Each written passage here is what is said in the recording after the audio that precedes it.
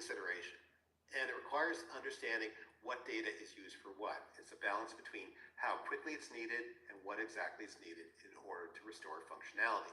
So it's a good idea to combine backup types for the best results, say a full plus incremental backup or differential backup. And when you consider storage space, it's a good idea to balance between your backup window, your storage capacity, and the recovery speed you'll need in the event of data loss. Here are some examples of how an organization might approach a backup strategy. A small office might implement weekly full backups and daily incremental backups, while a medium enterprise could adopt weekly full backups and daily differential backups. And it may be more appropriate for a large enterprise to engage in monthly synthetic full backups and daily incrementals. Generally speaking, it all comes down to the data being stored and the need for speedy recovery.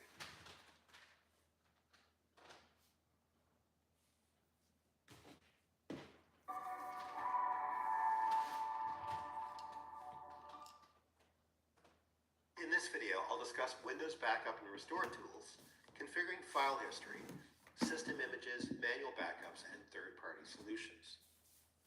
In Windows, file history backs up personal files such as documents, pictures, and so on to external drives or network shares.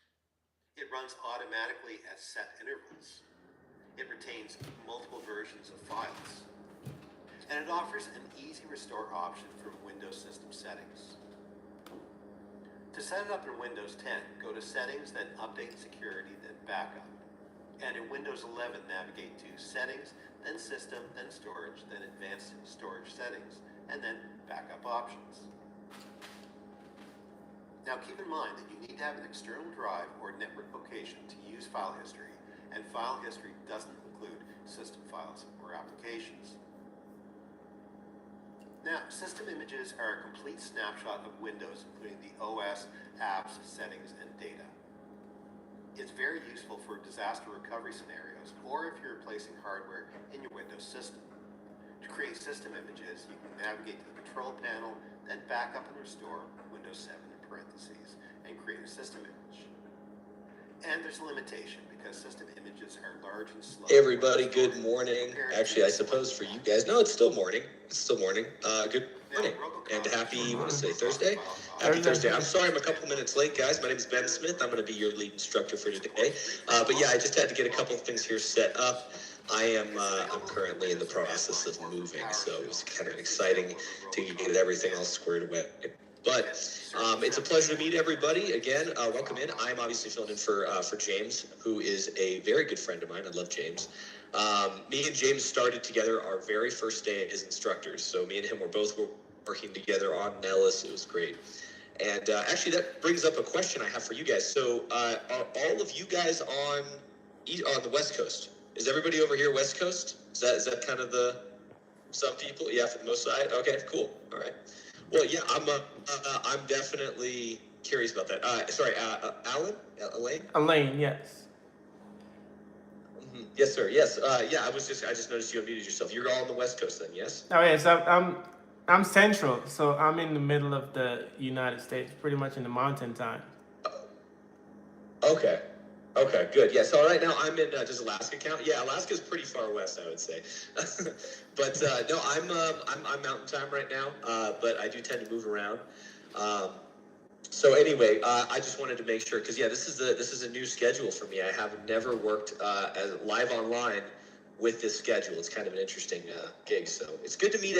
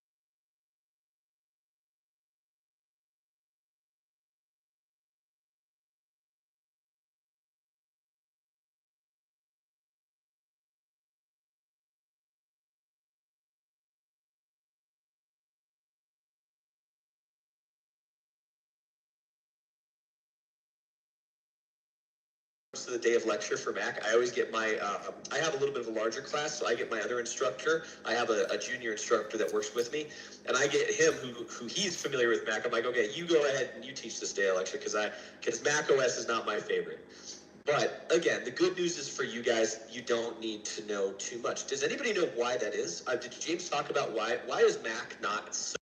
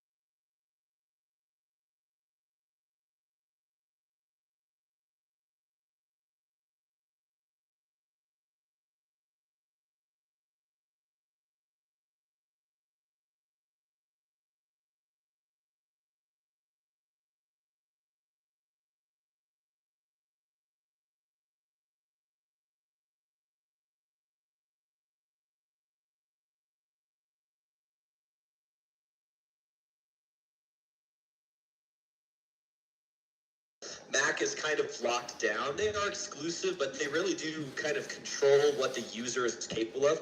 But the last thing, and I don't know if anybody else hit on it yet, but the biggest reason, probably the most important reason, is the fact that Mac is not, I'm going to use a special term here you guys are going to hear a lot, which is scalable. Right?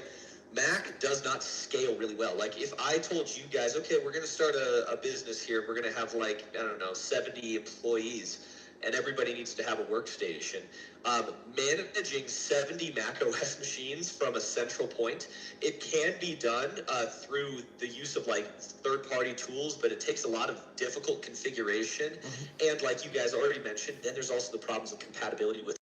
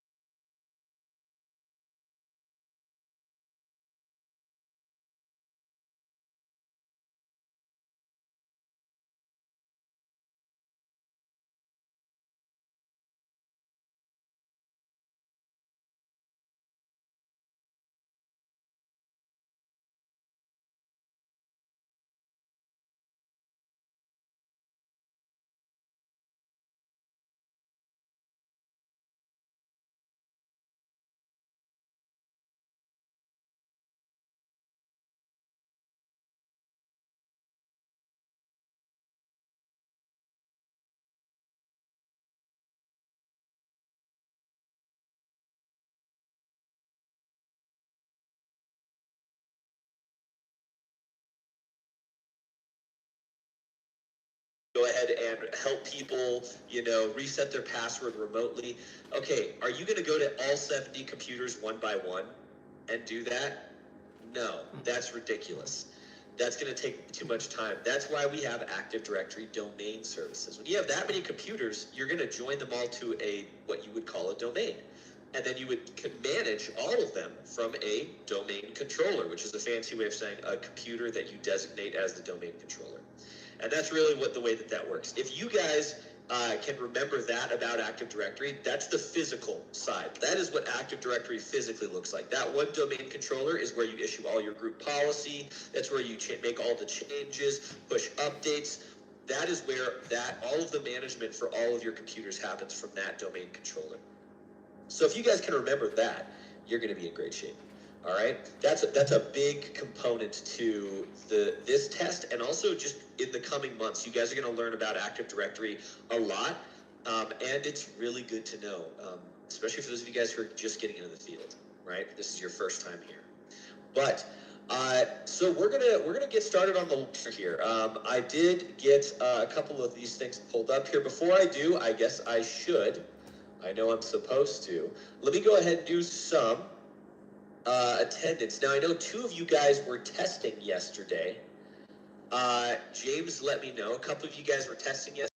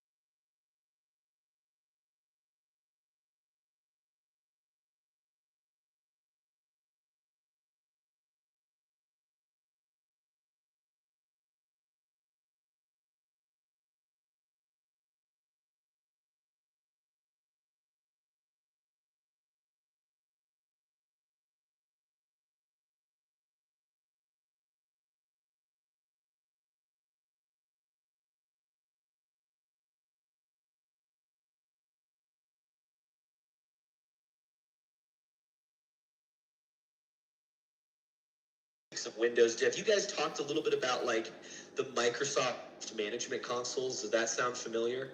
Did James go over all the MMC, the joys of the Microsoft management consoles with you guys? Not yet. We kind of scratched the surface on it. Okay. All right. Well, no worries. Well, let me just I'll be quick with it because we'll talk a little bit about a lot of different things. But we'll start with the familiarization with Windows again. All right. So obviously you guys know Windows. Now for this exam, they really talk about Windows 10 a lot, which is comical because literally next month in a couple of days on the 17th, support for Windows 10 ends. So there's literally not going to be any more support, which if you're like me, is kind of a problem because I'm on my work laptop right now, but my like actual PC, I have a motherboard that does not have a necessary component to be able to upgrade to Windows 11. And as you guys just learned from Core 1, if my motherboard is bad, where I cannot go to Windows 11 with my current motherboard, I'm probably going to end up, if I'm swapping out my motherboard, honestly, I'm probably going to end up swapping out a lot of other components as well, just to upgrade everything all at once. And that's just a big bill that I don't have time or, again, the money to throw out right now because I got a baby on the way. So, yeah, needless to say, my gaming rig might have to sit on the shelf for a little bit, but that's okay. What we'll talk about in Windows 11, though, because that's going to be on the test. We'll talk about Windows 11, Windows 10. 90% of the stuff is the exact same between the two.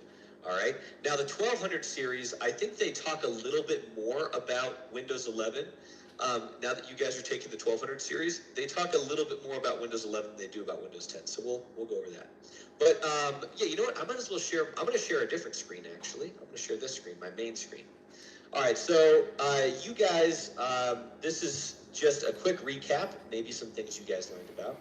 How many of you guys feel like you learned about 1 million Windows tools the other day, where it was overwhelming? There was like 5,000 tools, and it's like, man, what's what is responsible for what? Okay, right? Okay, there's a lot of tools. There's a lot of tools. For this test, that is the hardest part of this entire test for the 1200 series, right? For the 1202, the hardest part of this test is remembering and figuring out what each one of those tools does.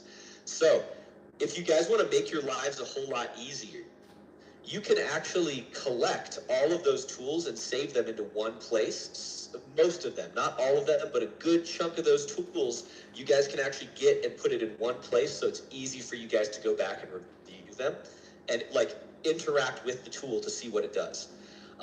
So the easiest way to do that, to stay familiar with Windows, is by just going to the search bar and typing in MMC.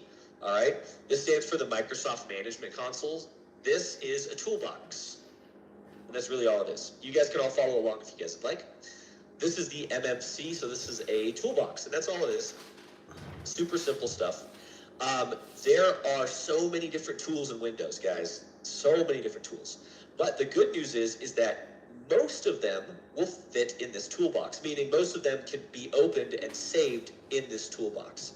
The Microsoft Management Console is a really cool tool because I can go to File, up here in the top left, and then I can go click on Add or Remove Snap-in. Does this look familiar? Did James show you guys this one already? No? This doesn't look familiar? Well, the good news is yeah, there's all these tools. These are all tools. These are the snap-ins, all right?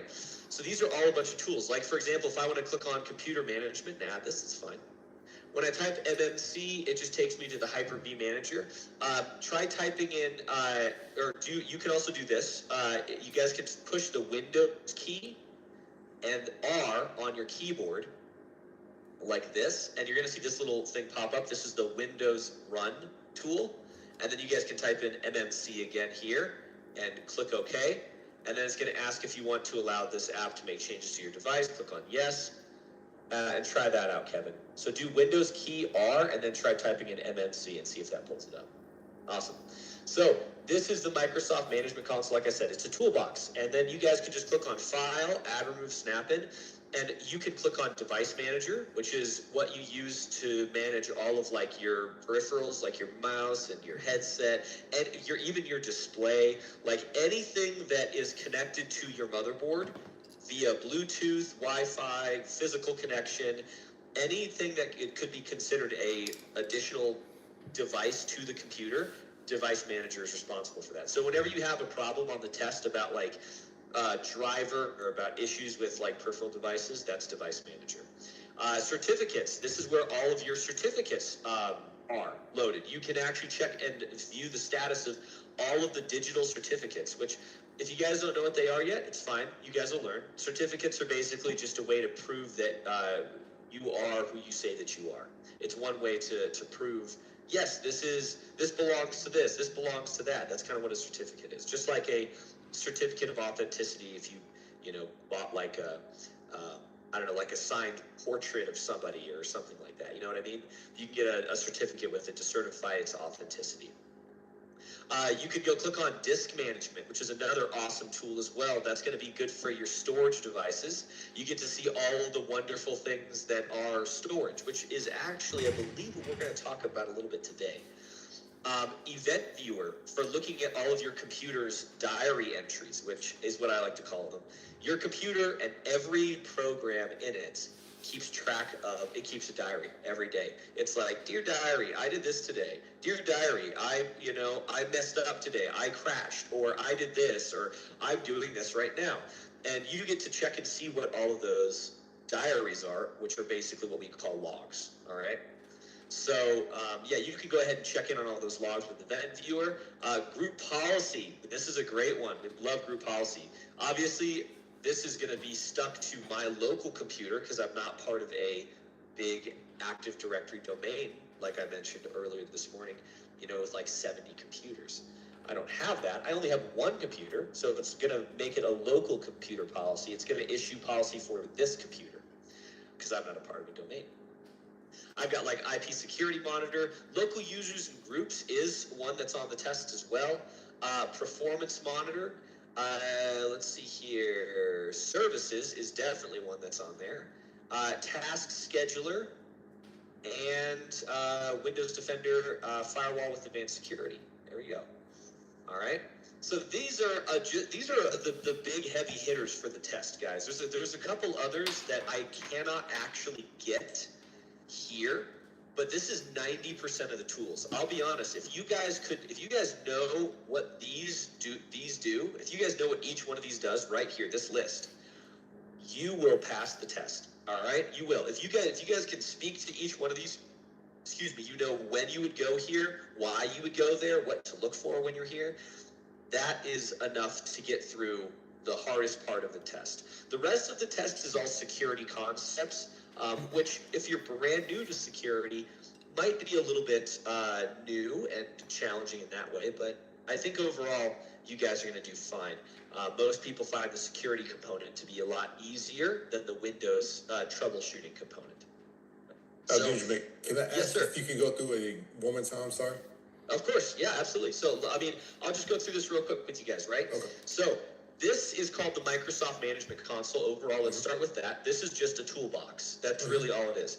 What you guys can do with the toolbox is get all of the different Windows tools and put them into one place, which is really useful. Now, all the tools from top to bottom, I'll go through these real quick here. Device Manager, you know what, let me just show you. So I'll click on OK. All right, and now here's all my tools loaded in. I can open up Device Manager. All right, and there it is. This is a list of all of the different devices, cameras, computers, disk drives, firmware, mice, all right, neural interfaces, which sounds a lot crazier than it is, or neural adapters, neural processors, print queues, software components, right, USB connectors, Bluetooth, biometrics. All of these are the different things that are connected to computer PF5BZ15M, which is my computer. All of these are the different logical connections and physical connections that my computer tracks. Each one of these has a driver. So like if I were to click on my mouse, for example, and I click on properties, all right. Oh, well, I guess I have to click on, let's see here. There we go. All right, properties. I can see the driver right here. Here's the driver details. I can update the driver, disable it, uninstall it, roll it back if I have to. And you guys can read the descriptions for each of these to figure out what that means. And if James hasn't gone over this with you guys yet, he will. All right. So this is just kind of a quick look into this. So here's Device Manager. For the test, if you guys want to really make your lives easy, just remember Device Manager. This is where you go to mess with and deal with drivers. All right. So Device Manager is all about drivers, without a doubt, right? That's what we like about Device Manager. The next tool that we're going to talk about would be the certificates. This is going to show this is a big bank, if you will, of all of the different digital certificates that are stored on your computer for a lot of different things. This is a digital certificate right here. All right, I can click on it and I can see the details. Okay, this is valid from 7/17/2025 to 7/17/2035. All right, this was issued by MS Organization Access. Oh, yeah. It's got information about the encryption algorithms, the hashing algorithms that are being used for this, and what it's allowed to be used for. That's basically just some things about these certificates. So if you wanted to check on the status of a certificate, or uninstall one or load new certificates, this is where you would go. So certificates, it's for certificates. That one's not too difficult, right? Disk management, this is a great tool. I love this tool. This is where it's going to show you a bunch of information about your storage on your computer. All of the physical storage. So we're talking about your, again, disk. In this case, I've got one big hard drive on here that's about 1 terabyte large, almost 1,000 gigabytes, so close to 1 terabyte large. And you can actually see here, there's, again, a visual representation of how my disk is broken down. You guys are going to learn all about this. I don't know if we're going over this today. I don't think we are.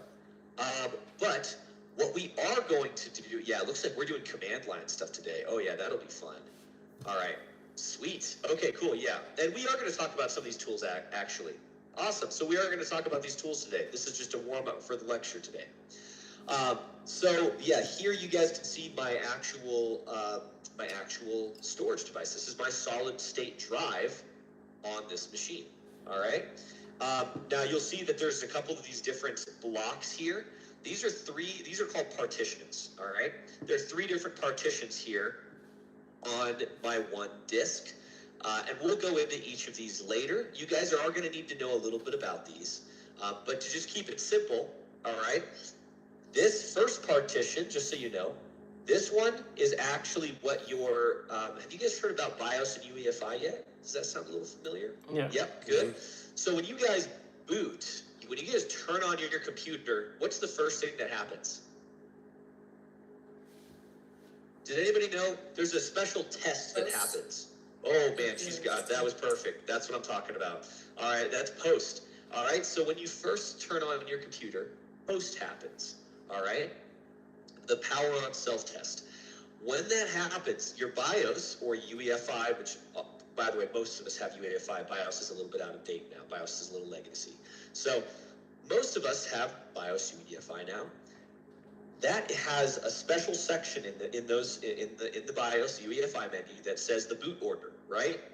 That is responsible for choosing which one of the hard drives or the hard disk drives or solid state drives, whatever.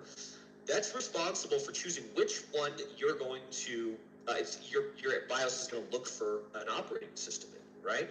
So it really starts with there. So there's your BIOS UEFI. And so BIOS UEFI has the boot order. And again, the boot order says, you know what? First things first, I want you to look at disk 0. So BIOS is like, okay, we're going to go look at disk 0 for an operating system. And they do. And that's where BIOS is going to look at this very first partition here, which is called our EFI system partition, right? Easy way to remember this, EFI, UEFI, right? So this is actually where you guys are going to find something that's called your bootloader. All right, so your bootloader, or sometimes called your boot manager. This basically is whenever you guys install Windows for the very first time, like if it's brand new and you just installed Windows onto disk 0, Windows, part of that installation is it's going to take you disk 0 and cut it up into 3 pieces. Right? It's going to cut it up into a boot manager EFI system partition in the very beginning, which is relatively small in size. It's only 260 megabytes. And then it's going to partition the primary partition, which is called your C drive. This is where all of your Windows, this is where you're all existing right now. You guys all live here in the C drive. This is where all of your files are stored. This is where all of your Windows settings are stored. This is also, and I know it's confusing because it says boot there, this is also where, as the boot process continues, the boot manager is going to actually pass off the booting process to the C drive so that way Windows can actually load. So it's kind of a little bit of a chain reaction. All right, and then this last one over here, this is called the recovery partition. This is actually a special partition that is saved for things like the Windows recovery environment, which is something we'll talk about later. So if you guys get into that, this is about how to troubleshoot and fix problems in Windows. This is how you guys can actually if there's potentially malware or some type of again issue with software that you installed, you can boot into the recovery environment and really fix your system from in there. And it seems really complex, but the thing is you guys just got to remember there's a little bit of a chain reaction. BIOS UEFI finds the right drive, then that first partition is what starts the chain reaction. It starts here and with the boot manager, and will just cascade into your C drive. Once your C drive is up and running, that's when Windows can actually load. All right, and that's actually a really nice way to visualize it. Is just picture like dominoes, right, falling down. The first domino is you hitting the power button, then post, then BIOS UEFI, the boot order, right, choosing which drive to boot from first. Then it finds disk 0 or whatever drive you have selected. It starts in the EFI partition and then goes into the C drive. And then Windows loads and everybody is happy. All right. That is a very quick recap of how Windows turns on.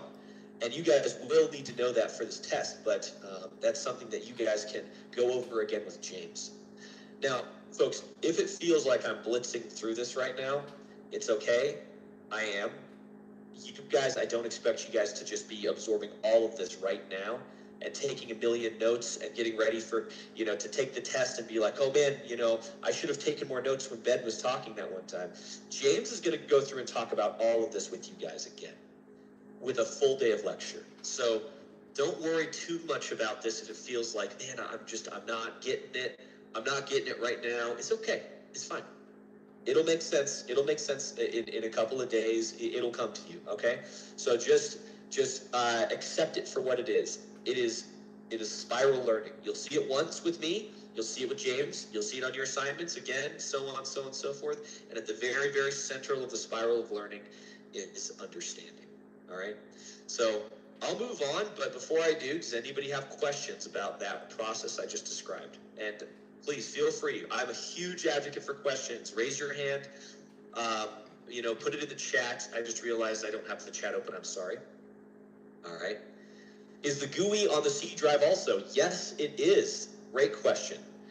So your entire graphical user interface is on the C drive. This is where all the files for your graphical user interface is, right? This, all right, is where Windows lives. If you guys want to see your C drive actually inside of it, just click on File Explorer. All right. If you guys open up File Explorer,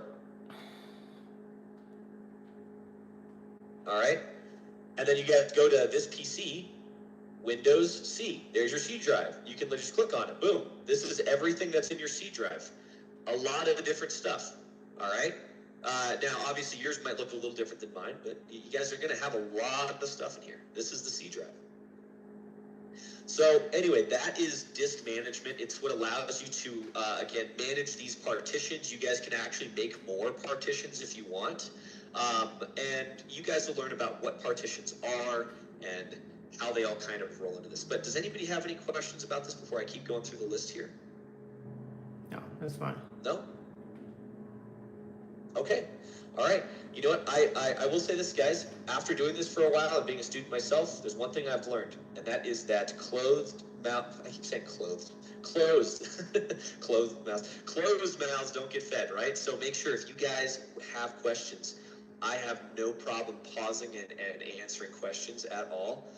So please ask questions. If there's one thing I love, it's when people ask me questions. All right. So that was disk management. Event Viewer is another tool. So Event Viewer is where you go to look at your computer's diary. All right. So this is what we call logs. Think about like if you guys are geeks like me and you watch Star Trek. There's always the captain's log, right, where it's just a diary entry, really. It's the same thing here, but this is happening all the time, every day, for so many different processes. If you guys want to see some of these logs, you would just click on create custom view, right? And then you could do, okay, I want to go ahead and show logged within the last 12 hours, anytime. Let's just do within the last 12 hours, all right? And let's, again, if I wanted to actually filter this out, I probably would want to look for things like critical warning, error, and that's it, right? I really don't need the information or the verbose, and I'll show you why. Let me show you what just in the last 12 hours, all right? And let's do all Windows logs. All right, so application security setup system forwarded events. This is everything in the last 12 hours that has been happening on this device. By source, again, it should just be, we don't even need to specify a specific application. We'll just keep it the whole thing. And all users, all computers, yep, click OK. I can name this one holy crap, because this is going to be a lot of logs. All right.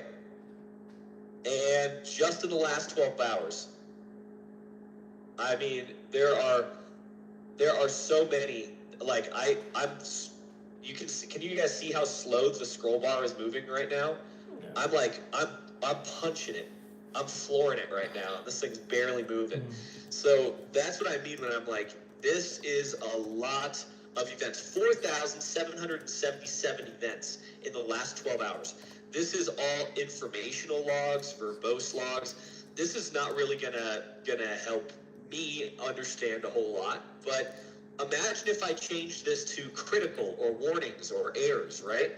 From a security perspective, it would be really nice to be able to see when my computer runs into an error, when something crashes, I can click on and see what was going on. What did the computer's diary entry say? Dear diary, today I crashed the application because, I don't know, feeling cute, might crash Windows later, right? That's kind of like, it doesn't matter. It could be anything. So that's kind of what the logs are used for. It's a very, very powerful tool. Now, clearly, I don't need holy crap, so I can delete that view. That's fine. I don't need to see those logs. But I can click on and see different administrative logs. There was a query error, all right? So here's all the warning and error logs that happened in the last, I don't even know what time frame this is. I'd have to check and see. But date and time, yeah. It looks like it's all time because it's going back a couple of days. But you can see that, right? So that's Event Viewer. It's a very powerful tool. It really is a very powerful tool for looking at events. And gathering information on what Windows is doing and what applications are doing too. Any computer programs they're going to have a log, and Event Viewer is where you would go to find them. This is another good one here, local computer policy. All right. So local computer policy, immediately once I click on it, you'll see there's a couple of things that get dropped down here, right? Can I actually compress that?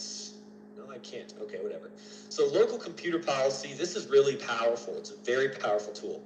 I can, as the administrator of this computer, because I am the owner, you guys are all the owners of your computers. Therefore, you're the administrators of your own. You guys have the most privilege on your own computer.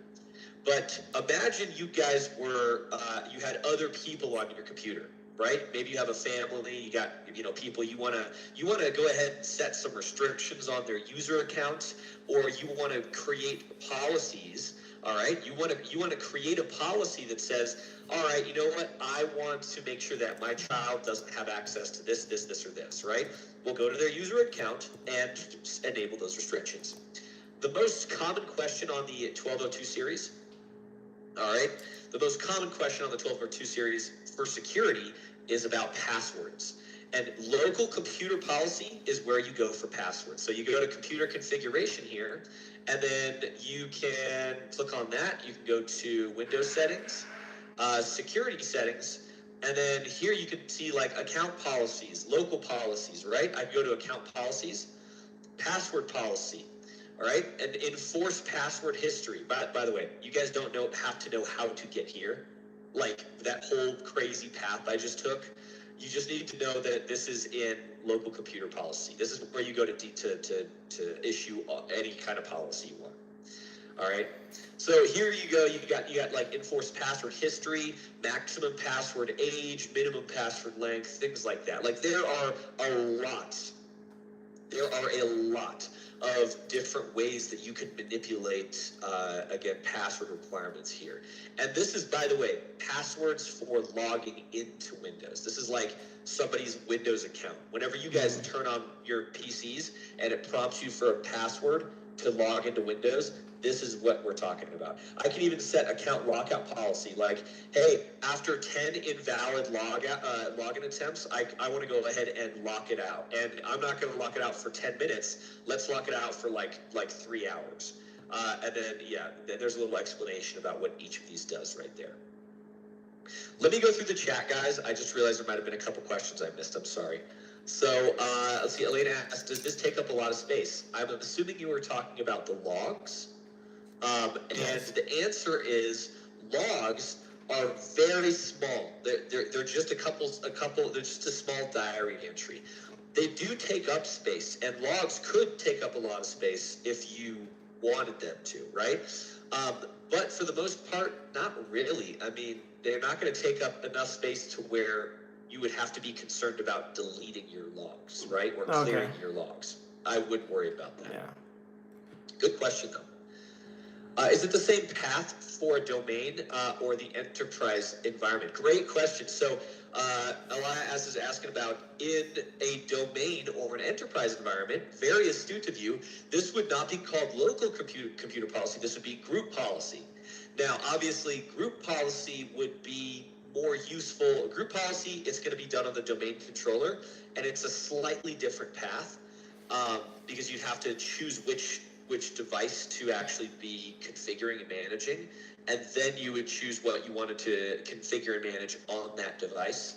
But to be honest, the better solution is actually to write an all-encompassing domain-wide policy on passwords, and then you push it out to all the computers at once. That would be the best way to go about it. Great questions. Really good questions, guys. So anyway, that's local computer policy. If you guys want to write some policies for your local computer, that's where you go to do it. And we have a couple minutes before we go on our first break. Local users and groups, this is where you guys can move people around. So basically, you can, again, create groups here. If you want to create a new user, you can. You can also choose which group a user belongs in. All right, so you could make another group if you would like, but like, for example, administrators, if I click on this, these are all the different members, all the different users that are part of the administrators group. Being a member of the administrators group is a good thing because this group has a high level of privilege. This is a high privileged group. If you are a member of the administrators group, you can do whatever you want on the computer, for the most part. So as long as you are joined to that group, you are allowed to do what you want. So that's a cool thing. That is a good thing about being able to move people, again, into groups. This is beneficial because in the enterprise environment, in a domain, imagine if you had thousands of employees. Instead of just all you have to do is create a couple of groups, assign each group the permissions you want, make the groups like job roles. Like, this is the finance group, this is the HR group, this is the management group. Depending on what role you have, your user account will get placed into that group, and you're going to just inherit those permissions of that group. This is really nice because this means that the administrator, you guys, don't have to go in and manually set up permissions for every single user that is hired or fired. You don't have to remove permissions. We just move them from one group to another. So that's a really beneficial concept with local users and groups there. Performance monitor. So this is a really powerful tool that allows me to check and see the, again, metrics of my system. Performance monitor itself is just this. This is performance monitor, what you see here. All right. Performance monitor is looking at, again, it's not with charts or graphs or anything like that. It's solely just a live look at numbers. It's numerical. If I click on resource monitor, though, I can see actual graphs, which is very nice. And this is very useful. I can take a look at network usage, disk usage, memory, CPU processing, and then I can filter this specifically with whatever I want. Resource Monitor is really useful. It's looking at actual graphs as far as what resources are being utilized. Performance Monitor is a useful place. Again, you guys can read through these as well. Also, I recommend that you guys do read through these definitions when you get a chance. All right, so if I click on services now, and I know we're going into that break time. We're almost done. I got like two things left to talk about. This will be quick. Services are background programs that are responsible for taking care of, like I said, background processes. So for example, a real life example of when I had to deal with this recently, I was trying to connect my laptop to the Wi-Fi over here. And for whatever reason, we were having some network issues. And I decided that I was going to go into my Windows settings, and I chose to there's an option in Windows settings for Wi-Fi that says reset all network adapters. So I did. I clicked on reset all network adapters. All right. Well, that was partially correct, but what happened is after I clicked on that button, this icon for Wi-Fi right here just disappeared. It was gone. And then when I went into the settings, all right, I went into settings. I was like, oh, what's going on? I clicked on network and internet. There was no setting for Wi-Fi. Like this entire setting bar right here did not exist. All right, that did not exist. The Ethernet bar right here also did not exist. And I was like, whoa, what happened? What just happened here? Well, to be honest, it's actually funny. After I did some digging, I eventually found out that way down here, where wireless local area network auto config, this service provides the logic required to configure, discover, connect to, and disconnect from wireless local area networks, all right, as outlined in IEEE 802.11 standards, aka Wi-Fi, right? This was set from automatic to manual, and it was turned off. So as soon as I was like, oh, well, I'll just turn it back on, I clicked on start. The Wi-Fi symbol came back and everything looked like it was good. The next time I restarted my computer, guess what? It was still off because it wasn't set to automatic. So you just got to change it to automatic. You click OK. That is what a service is. The services are background programs and processes that are the foundation, the bones of how other software uses these services to be able to run realistically. In this case, Windows needs the service for Wi-Fi, so for the wireless local area network, right? And that's what this service is, right? There's services for Windows Defender antivirus, right? There is services for diagnostic service host, right? DHCP. You guys learned about DHCP in Core 1, I assume, right? Yes, we did. Have you guys ever wondered what is actually crafting those DHCP messages to send to the DHCP server? This is it right here. If you were to turn this off, your computer would never get an IP address, ever. Unless you manually assign it yourself. You might get an IPIPA address, but this is what you would end up with. Like your DHCP client has to be turned on. This is where your DHCP client lives, right? So this is just, again, it's background processes, programs that run core functionality services. That's what they are. And that's really all there is for services. Task Scheduler, on the other hand, very simple. If you guys wanted to schedule automatic updates to happen or automatically scan for viruses every day at 3 p.m., which would be really a bad time to do it. It'd be better to do it at 1 in the morning or something like that. But this is where you would go to schedule them. It's a very simple tool. It schedules tasks. Woohoo! Task Manager, it schedules tasks, right? And then Windows Defender Firewall with Advanced Security. This is clearly just a firewall. This is a filter. Think about it like a filter. Think about it like filter, guys. Sorry, let me answer some questions here real quick. Aliyah asked, or Aliyah, I'm sorry, Aliyah, if I keep messing it up, I apologize. Yeah, Does the DHCP client need to be turned on to apply static IPs? Great question, and the answer is no. The reason why is because DHCP stands for Dynamic Host Configuration Protocol, aka automatic. If you turn off the DHCP client, all that does is it stops your computer from crafting that DHCP discover message, DORA. Did you guys talk about DORA too? Mm-hmm. Okay, so this will stop your computer from issuing the discover message from DORA, right? That won't stop you from going in and typing in a static IP address though. So you can absolutely type in a static IP address, absolutely. Good question, really good question. One of the huge differences between Windows and Mac OS is exactly, so you can do so much more configurations, correct. Yeah. Think about all of the things that I just showed you. Mac OS has a lot of them, but not into the same level of detail and depth. It does not give you what I would call, or what you guys are going to hear this term a lot, just so you know what it means, granular control. Granular meaning think of like fine grains of sand. Think about like if you had, I think about it like this. Imagine if you had a bunch of sand on a table and you wanted to draw something or make art with the sand, like sand art.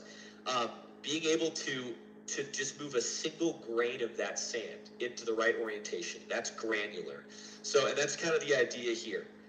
Granular control gives you very fine, detailed control over a specific device. And that is what granular control is, guys. So, so was there any questions about any of those tools I went over? Any other questions? I talked about Defender Firewall a little bit. I'll save this one for James so he can talk about it some more. This is just a filter. That's all it is. You can let stuff in. You can choose to not let stuff in. Firewalls are going to be a very big part of the test, and you guys are going to be needing to know a little bit about them. But this is where you guys go to set up the firewall on this computer in Windows, the Windows firewall, which is a good thing to have. Does Linux also allow a lot of flexibility for configurations like Windows? Yes, great question. Depends on the type of Linux that you're using, right? Depends on the distribution. But yes, Linux is in some ways more flexible than Windows. It really is. Linux is in a lot of ways a little bit more flexible, but it does take a little bit of time to get familiar with the operating system.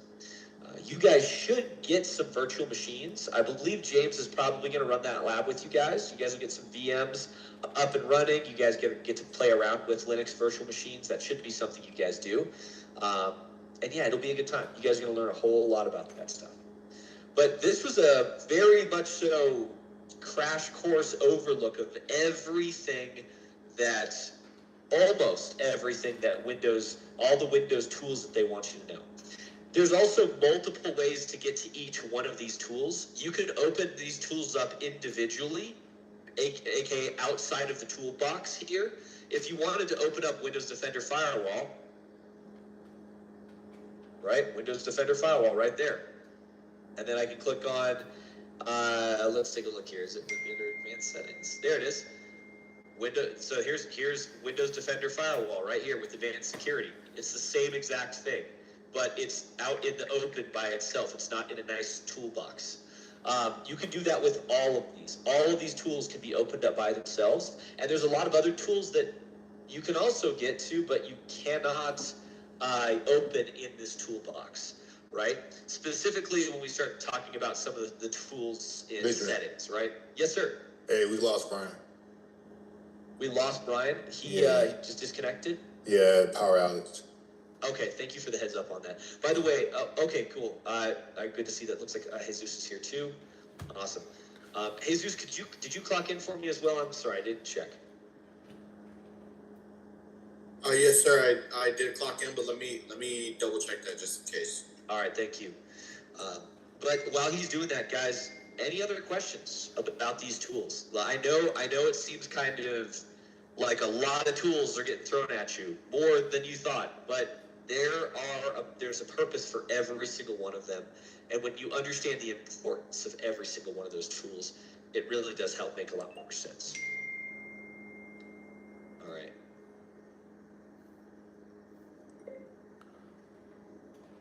All right, wonderful. Wonderful. Thank you, Jesus. All right. Okay. All right, guys. Feel free to ask me questions about this at any time. We're going to go ahead and take a break now. We're going to come back 11 after because I cut it the first minute. All right. Yeah, no worries. Thanks for the heads up, Kevin. I'll see you guys when you come back in 10 minutes or so, and then we will get through the actual lecture, and we'll talk about these tools again there. All right, everybody. Thanks for your patience, and thanks for your attention. I'll see you guys here in a couple of minutes. Enjoy your break.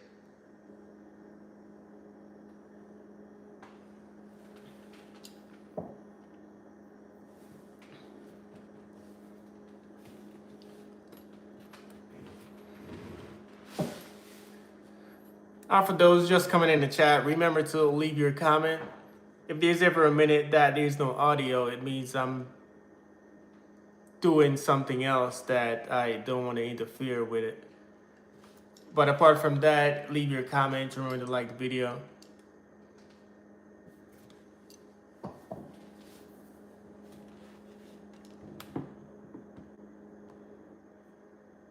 Now, step 2 is to restore a volume image using a Cronus or a Windows system image.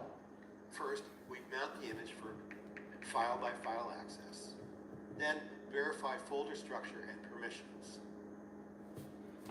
Use Robocopy or rsync, for example, to recopy critical files if any discrepancies are discovered. And then confirm the modified dates, the owner metadata, and share-level access restoration. The third step is to recover individual files using granular tools. We use Granular Restore to extract updated spreadsheets from the cloud version history. Then retrieve images from deleted user profiles using VHD mount. Then use tools like Shadow Explorer for volume shadow copies or Archive Manager for Linux tar restores. And then match the results against change logs so we can avoid version mismatches or file and folder duplication. Now, the documentation process is as important as every other step. In a sense, more important, I suppose, because that documentation doesn't just get recorded and tossed in a locked drawer. It's used to learn, to understand what happened, to understand what worked, and to understand what didn't.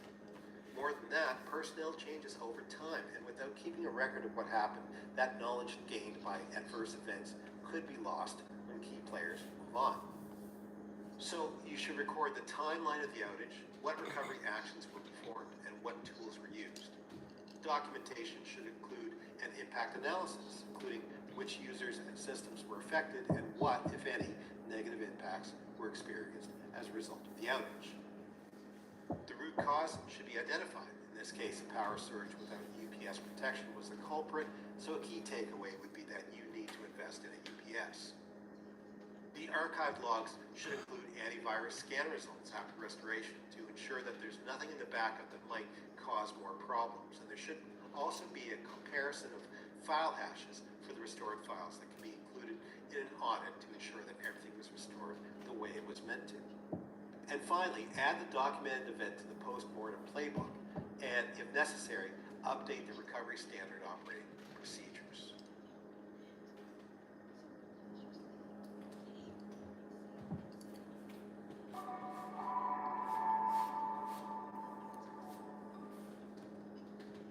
So in this course, we learned about comparing full, incremental, differential, and synthetic backup types, configuring Windows file history, system image, and manual backups, testing restored processes and enforcing best scheduling practices, using Time Machine, rsync, and other cross-platform backup tools, automating Linux backups with scripts and scheduled cron jobs, integrating cloud and hybrid backups with encryption and multi-location testing, setting up a NAS for snapshot scheduling and recovery, and performing granular file-level restores and completing a full recovery walkthrough. In our next course, we'll move on to explore safety, environmental, policy, and communication.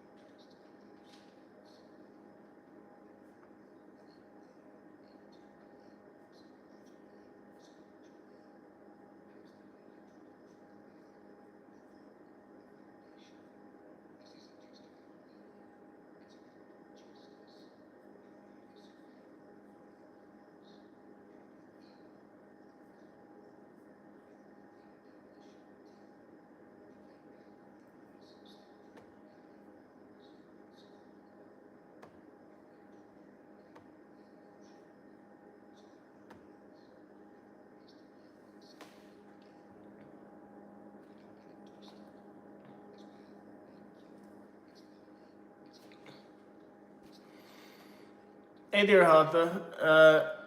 Not Arthur. Waits. How are you doing? Nice to see you here.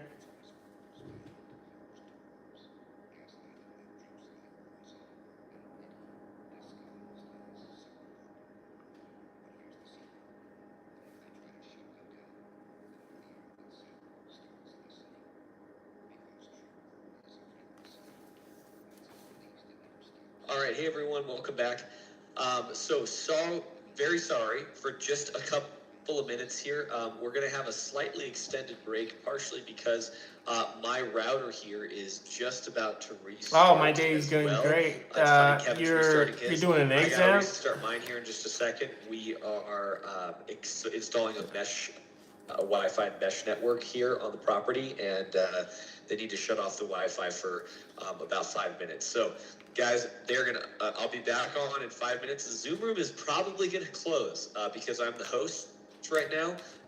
But here in 5 minutes, it will be right back up. So I do apologize for any inconvenience, guys. So sorry about that. In 5 minutes, we'll be back. So you guys get a little bit of a longer break. All right. So 5 minutes, the Zoom room will be back open again. Just sit in the waiting room until then. All right. So I'm going to close it out. The room will close it out. And then you guys will just hang out in the waiting room. And then when we come back, you guys should be able to just join. So it's going to be about 5 minutes. All right. Yeah. Again, try again in 5, guys. All right. So sorry again. I'll see you guys here in just a few minutes. But we are going to be back in for lecture as soon as I get it back. All right. Thanks, everybody.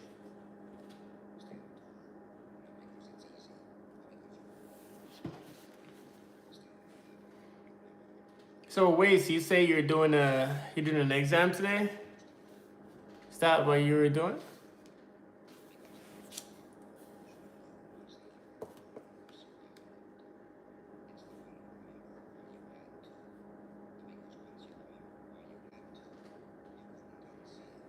Oh, the 6th seminar.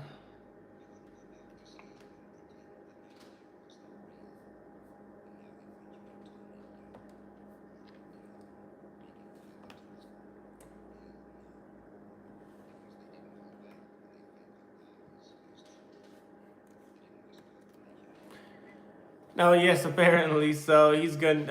He's going to get that fixed, and he will be back in just a few minutes.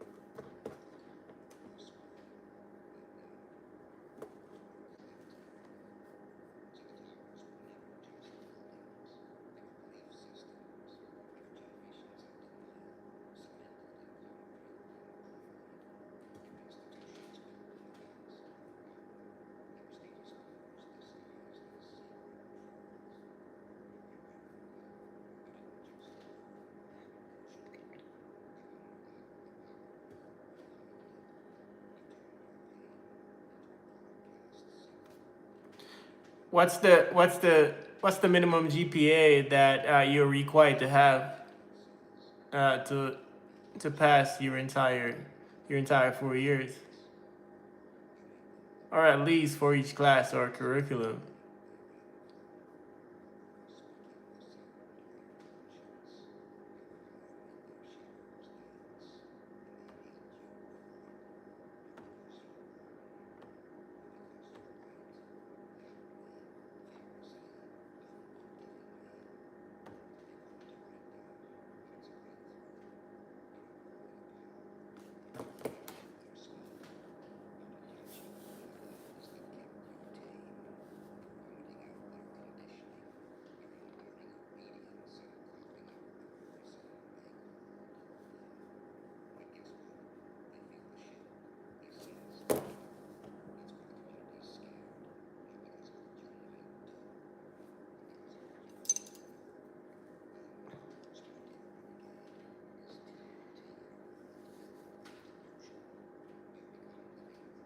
CS50, that it's what included in the course curriculum that I'm currently doing. So to add something else to it, that would also take up a lot more time. Now, if that is required or is that something that I can do, then I will do it.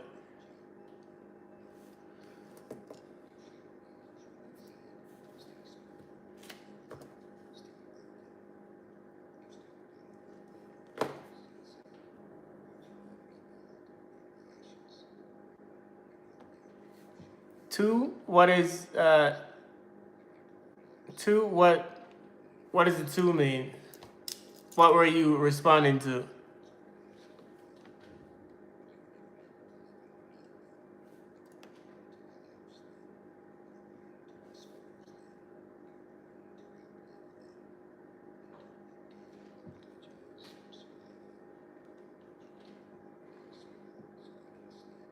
$70 out of 150. That's almost half, right? That's right there at the half point.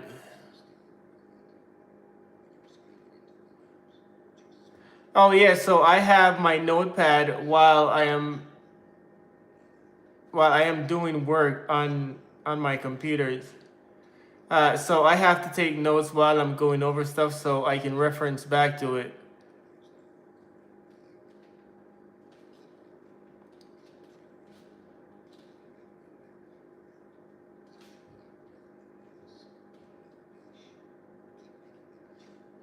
For the most part, I try to read and memorize a lot of stuff, but it's a lot sometimes, so you do have to take notes when necessary or when needed.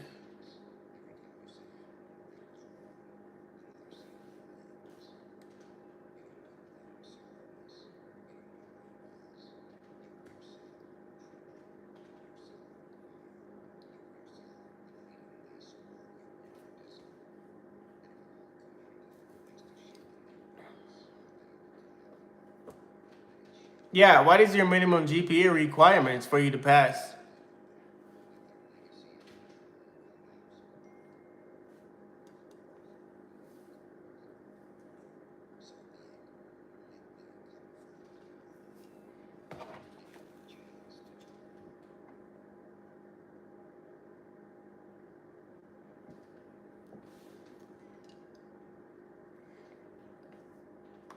It sounds like my audio might be delayed too, or you may be hearing me and delayed on your side. But it sounds like you're still hearing me as well. Yes, but 70% is almost still half. It's like five more, and it's completely half filling. That's not a good thing.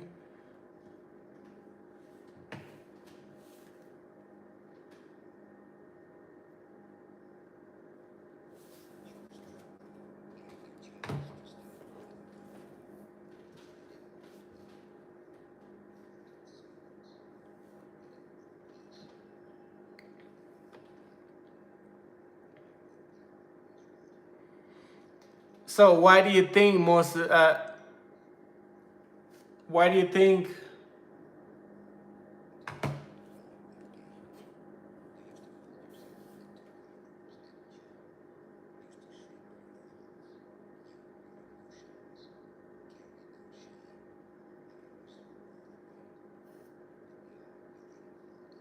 Again, Recording in progress. come back in, and we should be ready to go. I think we have 9, or we want to see 9 people or 10 people in the room. All right, there's 9, and then with myself included, hopefully we should see 10 here any second. But let me start by sharing my screen at the very least. All right, so we walked through Microsoft Management Consoles today, right? So talked a little bit about that already this morning. One thing I did want to mention, the last thing over here, if you guys have your Microsoft Management Console populated with all these snap-ins, the tools, right? You guys can save this. Just click on File and Save As, and you guys can name this, again, MMC Tools or again, you could do it like 12:02 or Oh something. yes, like that's that. that's what Alright, I kind so of obviously realized, you choose that some 12:02 of and then the save it to your desktop some of or the whatever, and just click responses save, and it'll that were save coming back and forth this was view where delayed. it has all the tools But it's populated fine. here.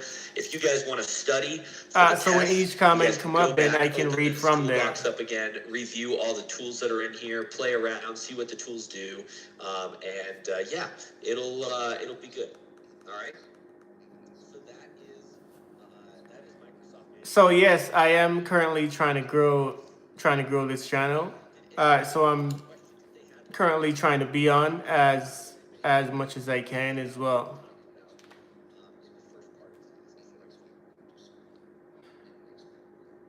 Yes, so I am documenting my daily process of whether it's traveling or doing classes or anything that I am doing. That's also including.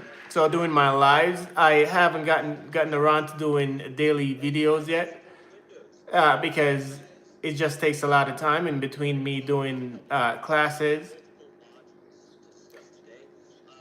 But lives are one of the main things that I'm currently doing.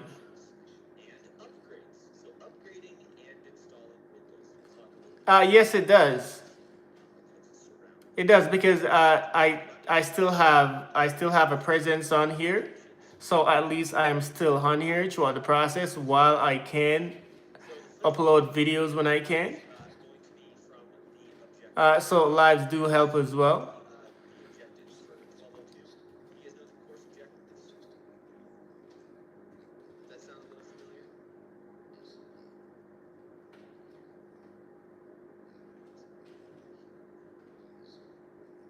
Yeah. Okay. You guys. All right. So the course is right. It's that checklist, the bullet point checklist. Yeah, you have the file. Thank you, Charles. So that is objective 1.5.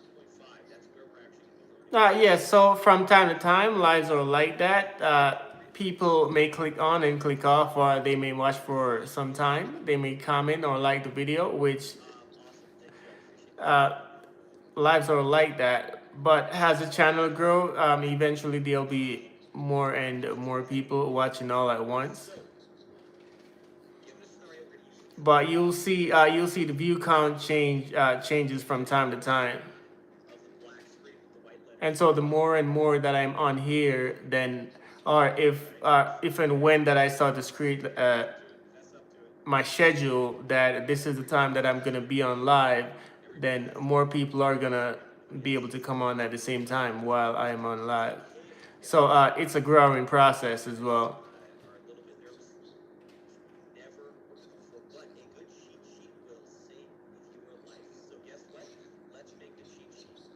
Let's do that. If somebody wants to open up a file and then just start taking notes on this, again, I'll give you guys whatever they call it, the short, narrow, whatever they say. I can't even think about it, right? The skinny. I'll give you guys skinny on this one, right? So we'll just keep it short and sweet. Okay. So, what is the outcome? The outcomes of this. The tools that I'm going to show you guys are today. You should be able to answer the following questions. Which command would be utilized in a Windows environment to view the IP configuration of your NIC? Does anybody know the answer to this one yet? Does anybody know the answer to that question? Which command is utilized? Aha. Okay, T's already got it. By hundreds of thousands in terms of what? Subscribes. So yes, correct. And then we're also going to be able to answer which command. If I get 100 every hour, the local connectivity. if I could do hundreds of thousands, is that what you're asking? All right. What command does that sound like? Does anybody know? Can be used to test local connectivity to a printer on the network. Not network statistics, but ping. I think I could if ping would be the right one there. 100 command would be utilized to test 100 subscribers every hour, then yes, the channel could grow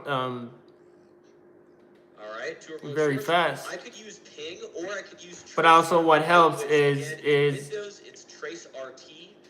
Is the subscribers going to the videos and that are actually engaging and watching the videos and liking the videos as well. Linux for right, so you guys, some of you know the answers to these questions already, which is good.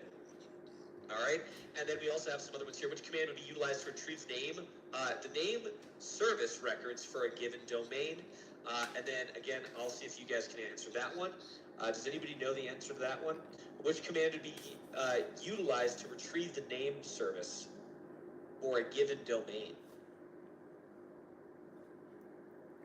in Windows? These are all Windows commands. Yeah, correct. NSLOOKUP. Man, why am I teaching you guys this stuff? You guys seem to know it already. All right. NSLOOKUP is correct. Again, that is, just think about it. It's D. Calculated, I would have to take time out to actually calculate it. That's something that I haven't actually done. All right, name service.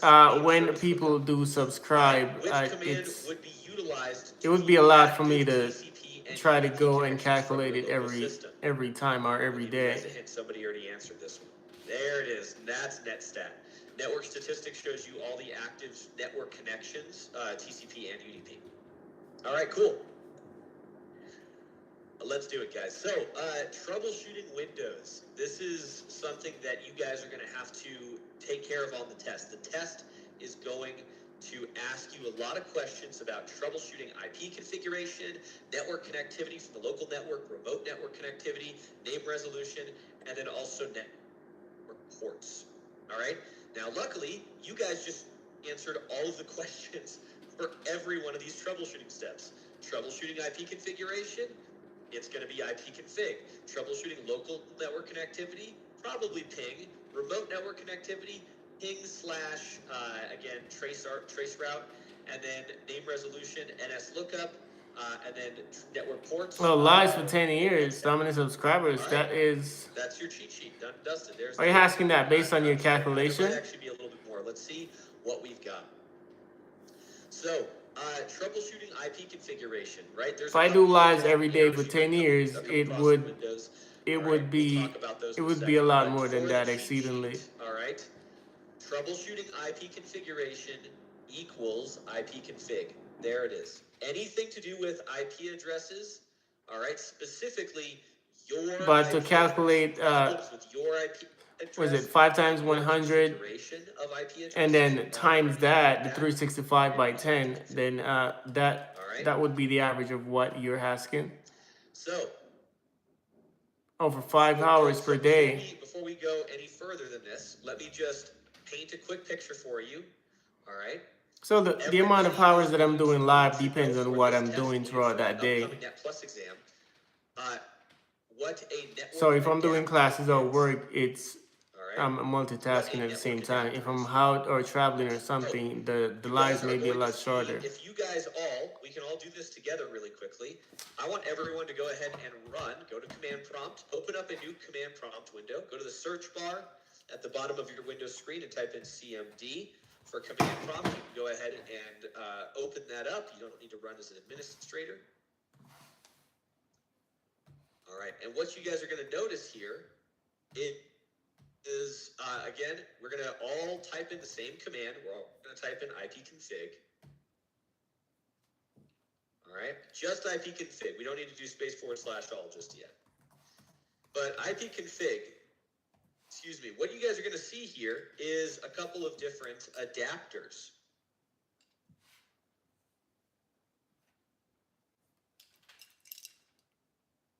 All right, so what is an adapter? Adapter is a fancy way of saying a method of connection. So you guys can, again, my device, you guys are all going to have different devices here. I don't mind doing the long hours. 5 hours, I don't mind doing that. RJ45. All right, for the connection there, so we've got... It depends on the occasion of what I'm doing. If I'm simply doing studies or things like that, I might go on live if I'm multitasking. If I'm traveling or doing something, the lives might be a lot shorter, and I might make just uploads of videos like that. Sorry, wireless local area connection 1, wireless local area connector 2. This is typically going to be for, again, what's called ad hoc networks, which we'll talk about later in Net Plus, so don't worry about those too much. You'll see wireless LAN adapter Wi-Fi, so there's your Wi-Fi. So you've got your 2 wired connections, all right? 2 wired connections. There's your Wi-Fi. These two are again ad hoc connections technically. And then Ethernet adapter, another Ethernet adapter as well, but this is not necessary. This is going to be wired. It will be. So there's a third wired adapter there. Ethernet adapter via Bluetooth. There's your Bluetooth network connections, right? So this is what an adapter is. It's just a way of saying a method of communication, a method of connection, if you will. So we've got is the one that first off and foremost is going to have the most information under it. In this case, for me, that's the wireless LAN adapter Wi-Fi. All right, that's the one that has the most information under it. This is the one that I'm actually currently. Oh yes. All right, and I can see I've got all of my. So for some people, they have the time and the tools That's what an adapter is, guys. to be able to put a lot more into the videos that they do. Some of the information. It is not all. And so you'll see, or they may have a lot of people doing the editing or things like that for them, and so the videos may come out a lot. He could do like 10 videos, and he has maybe a lot of subscribers, or he have other people helping him, or the different channels. It may happen like that a lot of the times, but not all channels happen like that. Some channels take a lot longer, especially when it's not mainstream as yet for some channels. This means that this is a router. The default gateway is the same thing as saying a router. So this means I am connected to a router via the Wi-Fi, which is a good indicator that that's going to be the one that I'm going to be connected. But a lot of growing channels, you see, they put the time on working, and eventually it does grow. Should clear that up, but this isn't all the information. Believe it or not, there is yet again more information to show. If you guys want to do that one, it's ipconfig /all. Yes, you are right. They take the time to edit and put those videos together, so it does make sense. It's kind of grown in size, and you can see, right? Media state, media disconnected, and this one literally says this one doesn't say. He said he has a CS video. You can share the links in the chat, or you could leave it in my community section. Media disconnected. I will take the time to check the video out. But yes, that's fine. You can share it. Media disconnected, and yeah, that's pretty much it, right? So we are going to be looking at. You can share it here, or just so if I don't forget, you can also just comment it on any one of my videos or in my comment section, just so I can go back to it. Lives in my router here at home. I have a small office, home office network, so I'm not using enterprise anything. I'm just using Soho stuff. My DHCP server is in my router, and DHCP v6, DHCP v6 client. You guys don't need to know about that. Telnet Plus. There's my DNS servers. All right, so these are the IP addresses of my DNS servers. And we are not using NetBIOS over TCP/IP. We're not actually going to be using it. It's enabled, but we're not using it. DHCP is enabled. Auto configuration is enabled. IPv4 address. There's my IPv4 address, my subnet mask, and my default gateway. All right. So that is ipconfig /all. This is a lot of information. Now, all you need to know is this is the place you go if you want to make changes or you want to view the current state of your connections in terms of configuration. So if you want to view the current configuration of your IP, you're going to use ipconfig. And I'll put that right up here again. ipconfig shows you the current IP config. 6 videos, 600K. That is impressive.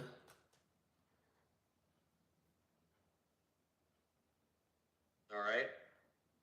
And this is for your device. With a gaming channel, it takes a All right, so that's it takes a lot of work and time. For your your device. Yes, educational channels are different. It's what people are interested in.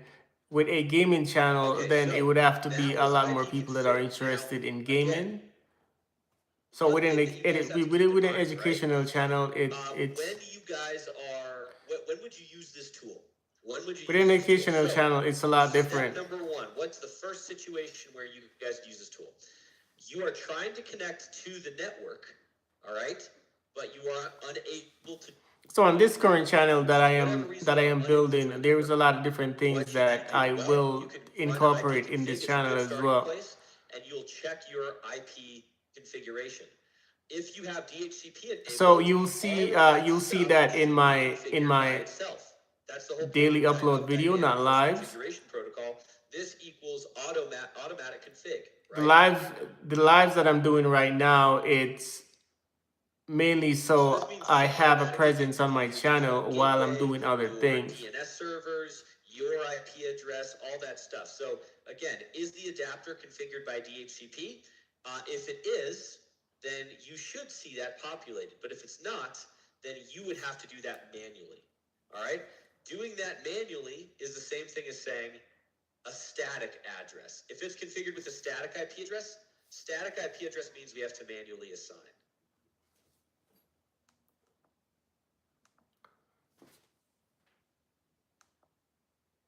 All right? So static IP addresses mean we would manually assign them. All right? And the last thing here, all right? So I was saying the educational channel in comparison to the gaming channel, people graduate. It's based on what people are into, and you have to uh, direct the content towards that audience or what people would like to watch. What does this mean? Can anybody tell me what that means? If I were to run 169.254, or if I were to run IP config and I saw my IP address. Oh yes, the lives that I'm doing now is currently so I consistently have a presence while I'm doing other things. To be honest, yes, because mostly it takes a lot of time. But this could also appear from other situations as well. Is that public? But from day to day, I will start uploading more of regular uploaded videos, and that'll have at least a directed content. This is what is known as your automatic private IP addressing, or a PIPA address, right? Yes, that's basically what I'm doing, multitasking, and so I have the live going so I can at least have a presence on my channel, at least until I start uploading my day-to-day videos, so the channel can still keep growing. There is no connection to the DHCP server. Your device tries to reach out to DHCP, but it is unable to. If you have a Windows computer and this situation occurs, the only response is for your device to automatically use a configuration, automatically privately configure an IP address, aka a PIPA. A PIPA always, forever and ever will always begin with 169.254. If there's something that you'd like to see on the channel, leave the comment in my community section or on one of the videos, and I will look into it. Or if something that you have seen on the channel that you'd like me to respond to, then I'll look into it. 169.254, it means that somewhere along the way you cannot talk to DHCP. You have to talk to DHCP, right? So what happens if you don't have DHCP turned on your computer? So what happens if DHCP is not configured by DHCP?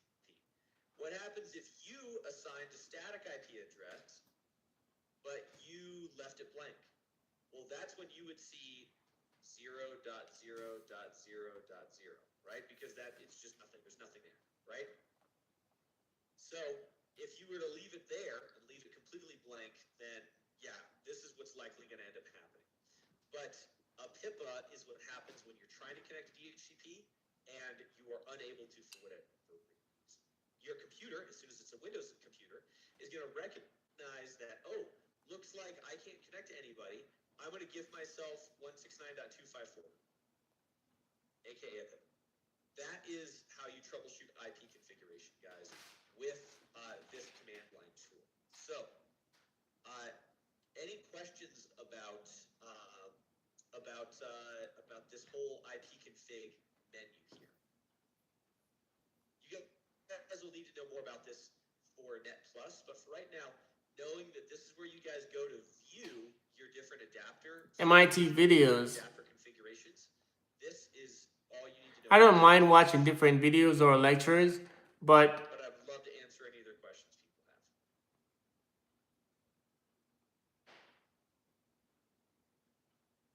But what I do on my channel will particularly be organic, so I don't necessarily, I'm not necessarily trying to mimic what anyone else is doing. I just realized I can't see anybody's camera, so if you guys were raising your hand, I'm sorry, I wasn't able to see it. I had the chat on full screen. All right. Okay, cool. So that is IP config. Let's go ahead and let's see here. Do they do IP config? Okay, good. Okay. I already talked to you guys about the adapter name and all that other fun stuff. All right. Okay, so let's talk about troubleshooting local connectivity. All right. So I want you guys for ping. Ping is all about it's test local connectivity, aka it's to go out, reach out, and tap somebody. All right, that's all it really is. Can you reach out and touch somebody? That's the whole idea. Now, So mimicking what other channels do is a analogy, but I used to yeah, mimicking what others do. that was It can be a great way of growing your channel, but to talk about ping because everything that I'm doing to grow this channel should be organic. I'm not necessarily trying to grow it just to get a lot of subscriber based on that way. It's organically the stuff that I want to do. Okay, it's not a perfect analogy, But in terms of ideas or ways about doing things, I don't mind at least looking into those ideas. how do I know if I can?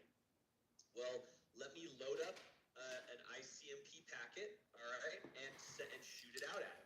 And I'll shoot it 4 times, all right?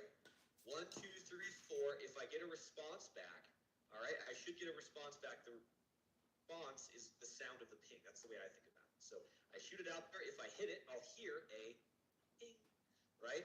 And that's the way that I have always remembered what ping does, because that's really what it is. It's just like shooting a target at long distance. So with Windows, by default, you get 4 responses, all right? So All right, see you next time. Thanks for hanging out today once again. Leave any comments you have in my community section or on any one of my videos. Get no replies, then there's a problem. If you get half of your replies, try again. And if you still don't get all your replies back, then there could be a problem, right? It also is going to keep track of the latency, aka the speed, making sure that I can reach out and I can ping that person, but how many seconds is it going to take from the time I pull the trigger to the time I hear the ping, right? There's a delay there. And just like in IT, there's a delay. There is latency in networking. So depending on how far away the device is, depending on any other outside factors for latency, you will see the statistics as far as how long it took for that packet to make a round trip from you to the target, then back to you. All right, so does anybody have a question about how ping works in the foundation? Then I'll talk about how to use it here now, but does anybody have any questions about the foundations, the fundamentals of ping? Ping is a connectivity, it's a connectivity tool. It's designed for you to just be able to reach out and see if you can ping something, right? If you can touch it. That's the idea. Any questions? there is options where you can make it. You can put in. Oh God, why can't I remember what it is? Is it ping-o? I can't remember what it is, but basically where it doesn't stop at 4. You can set a custom length. It doesn't have to just do 4 responses. You can have it respond as many times as you want. You can do it infinitely until you stop it. Thank you, T. Ping-T. All right. So ping-dash lowercase t. All right. That is how you guys can set that. The volume of ping requests. All right, so how do you use this tool? Well, again, think about it like this. You guys got to remember that if you were trying to reach the printer, let's say you're trying to see if you could connect to the printer, you can try to ping the printer. That should be your first step, right? That should be your first step. Try to ping the printer. What happens if you cannot ping the printer? Okay, great. What's the step before the printer? My router. So now try to ping your default gateway. After you've pinged your default gateway, now what? Okay, was I able to connect to my default gateway? Yes, I was. All right. Okay, then you can ping a different computer that is in your local area network. Something that's not it's before the router, if that makes sense. And if that still works, then you can try pinging what's called your loopback address, which is a funny way of saying ping yourself, right? So obviously the sniper rifle analogy doesn't work too well with that one. You wouldn't want to ping yourself with a sniper rifle. But what you would want to do is test connectivity. So let me show you what I'm talking about real quick, just with a quick drawing here. I love to, if there's one thing you guys should know about me, it's that I love to draw out IT concepts and in command prompts. All right, I like the contrast here. So here's our network. Let's draw a quick little network diagram. There's our router. All right, and this is going to connect to a switch, which I will have my workstation connected to. All right, let's fix this actually. Let's do this. There's my workstation. All right, here's another workstation over here.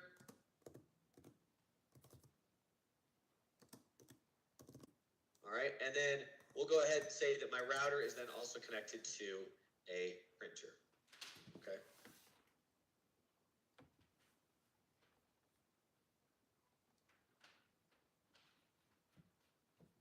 There's the printer.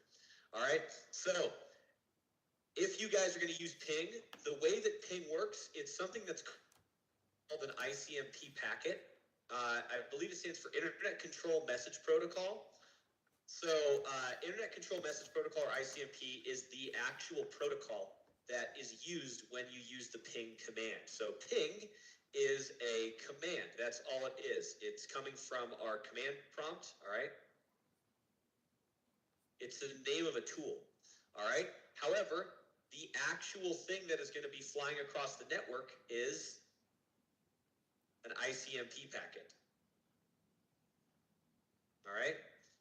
So this is just a quick recap or breakdown of how this is going to go. So basically the way that this works, all right, so that way you guys know, if I was going to, let's take a look here. All of this, come on. I want to be able to move my, there we go. All right. That's fine, we'll just do this. All right, so I want to go ahead and ping the router.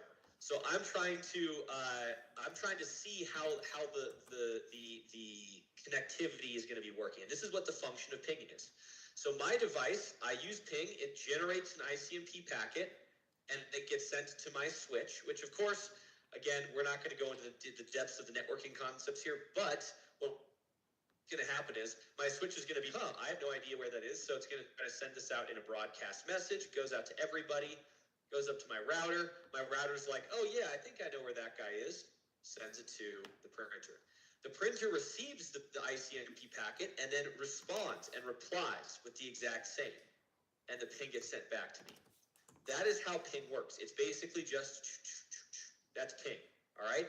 But it does this 4 times. So 1, there's the first reply, 2, there's the second reply, and 3, there's the third reply, and 4, there's the fourth reply, okay?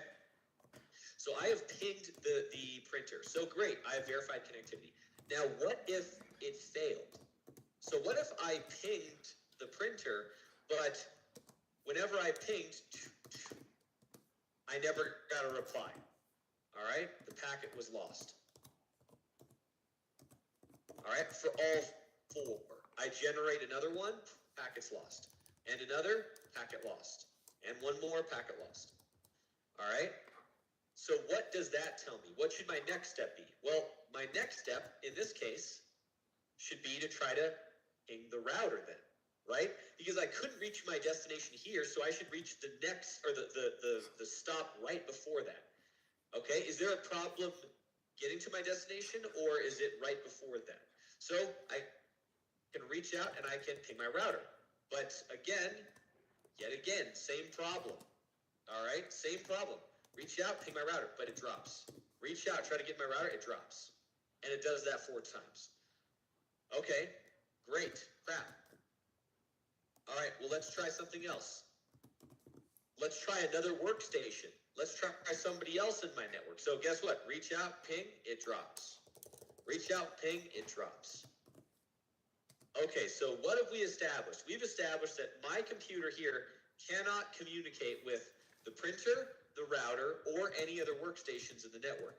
So the last thing for me to do is what's called a loopback address. I'm going to ping myself. I'm going to loop it back to myself. So I'm going to ping myself. What search? Are you asking what certifications I am doing? Okay, that works. That's fine. So why do I ping myself? RGB Tech. Well, you ping yourself because what you're doing is you're asking what certifications I am currently doing? You're testing your own network interface card to make sure that your own network interface card is working. Okay, the certifications are... You do the loopback address, you ping yourself 4 times, and it works. Great. So what is that? What have we established at this point then, guys? So the certifications are in cybersecurity, A+, Net+, CS. I have no problem connecting to myself. So my computer is good.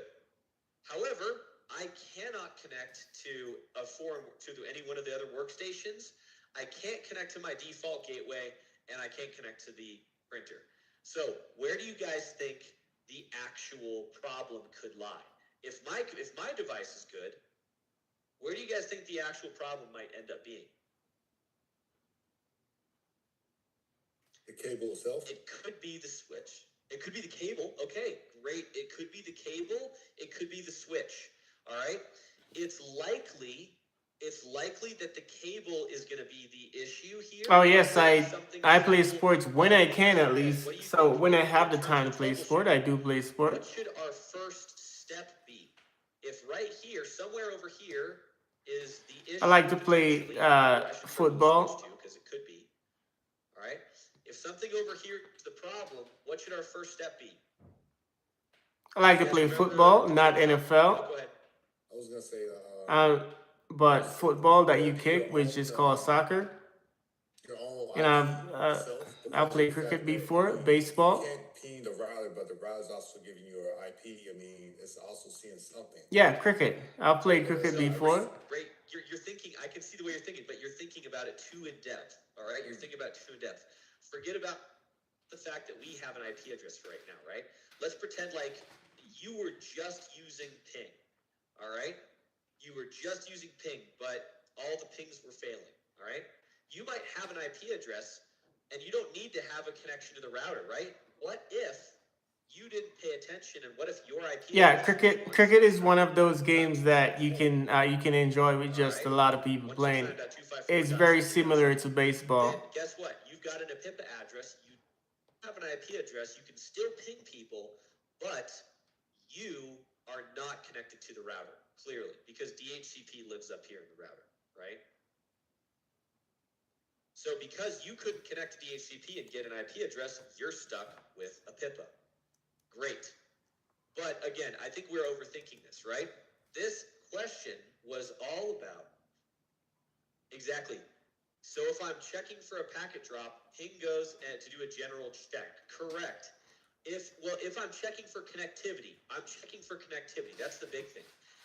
You're using ping to check, am I connected? Can I talk to this destination? And so I've always liked to watch cricket as well. It's one of those fun games. Yes, India is one of those country that cricket is one of the main sport. Yeah, I like to watch cricket. From last course, remember KISS. Keep it stupid simple. All right. I've even seen a lot of people make the cricket ball when they don't have like an official ball to use. All right. Same thing applies here. So check the You put some stuff together as long as you could just like play and use it. problem with your cable and not your switch. Not to mention, one of these is a lot more expensive to replace than the other. Cables might run you $40 if they're a really nice cable. A switch could run you $40,000. And yes, you heard me correct. Some managed switches cost Yeah, soccer is one of those games that you can enjoy with a lot of people. It's also a good workout too. Again, that's what I'm saying. Just check the simple stuff first. All right. If it turns out, hey. So any famous cricketer? Easy. Let's go ahead. No, not. I haven't. All right, that's not an issue. I haven't sit down and Ping. So ping is all about particularly reaching out taken interest in the game in a very long time. So I don't think I can think of one at the moment. IP config. But I'm pretty sure if I take the time to think about it, I can come up Is with all about the settings, the IP configuration. someone that I like that's actually good at the sport at playing cricket. So you're checking all of your IP address. I oftentimes enjoy watching just it for the general admiration of the sport. Manually assigned, whether it's given to you by DHCP. You'll be also able to see if you have an APIPA address because there's a problem there. All right. All sorts of stuff. I can see my default gateway. Okay. All that stuff. So that's IP config and ping. Like that is what I use them for. When I use IP config, I can check the IP address that has been statically assigned to myself, whether or not I got an IP address from DHCP. When you're if I did get it configured properly, I should be able to see the default gateway. picking out someone that you actually say this person plays good in the sport. Why do you pick that person out? Because there's a lot of people that they do play cricket well, but they're probably not the top cricketer, or not just cricket, but in a lot of sports.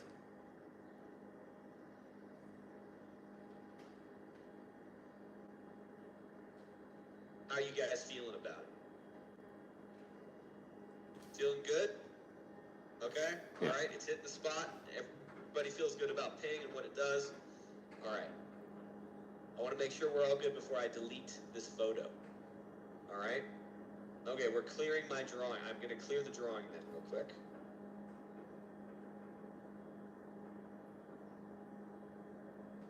All right. And we can go ahead and go to the next step. Okay. All right. So remote network connectivity. All right. So there's two commands here that we're going to teach you guys about.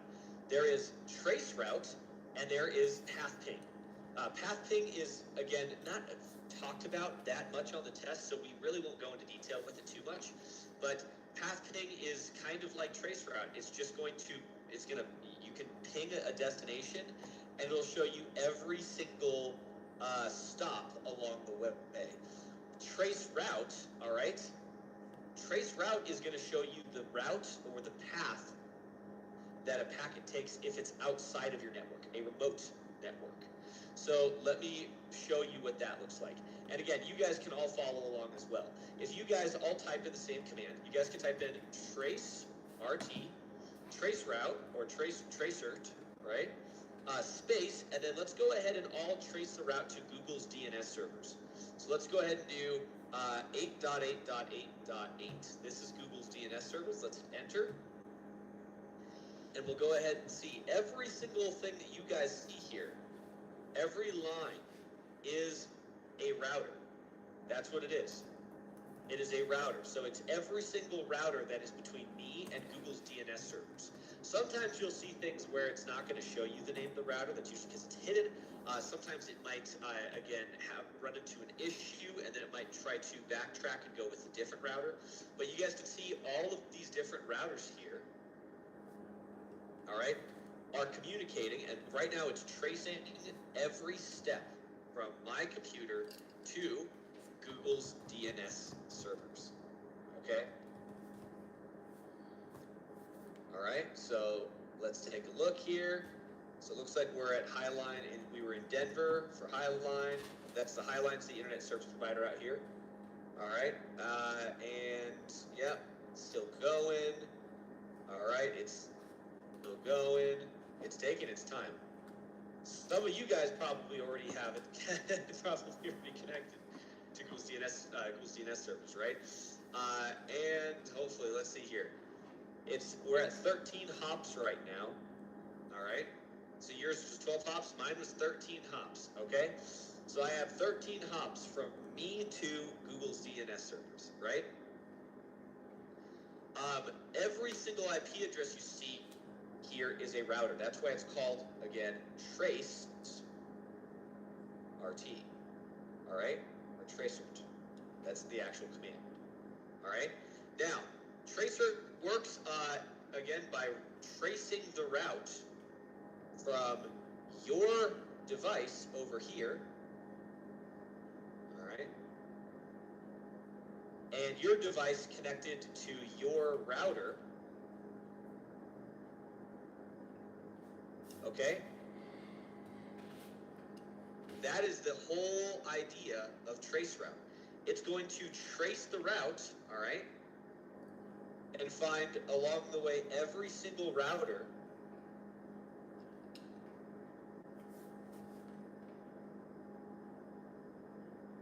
that's on the path to your destination. All right? How do you hide a router from traceroute? Good question. Well, so there's a couple of things. Typically, this involves, you could do this by blocking. Same exact protocol as ping. It uses the same protocol as ping, but that protocol is just being sent to a remote network, and it's been given a different set of parameters as far as how to respond. So you could use things like firewall, and you could actually put a firewall in place here to block if I wanted to, right? And in fact, this is actually what happens often. Usually there's a firewall here that's going to block, all right? This will block ICMP traffic.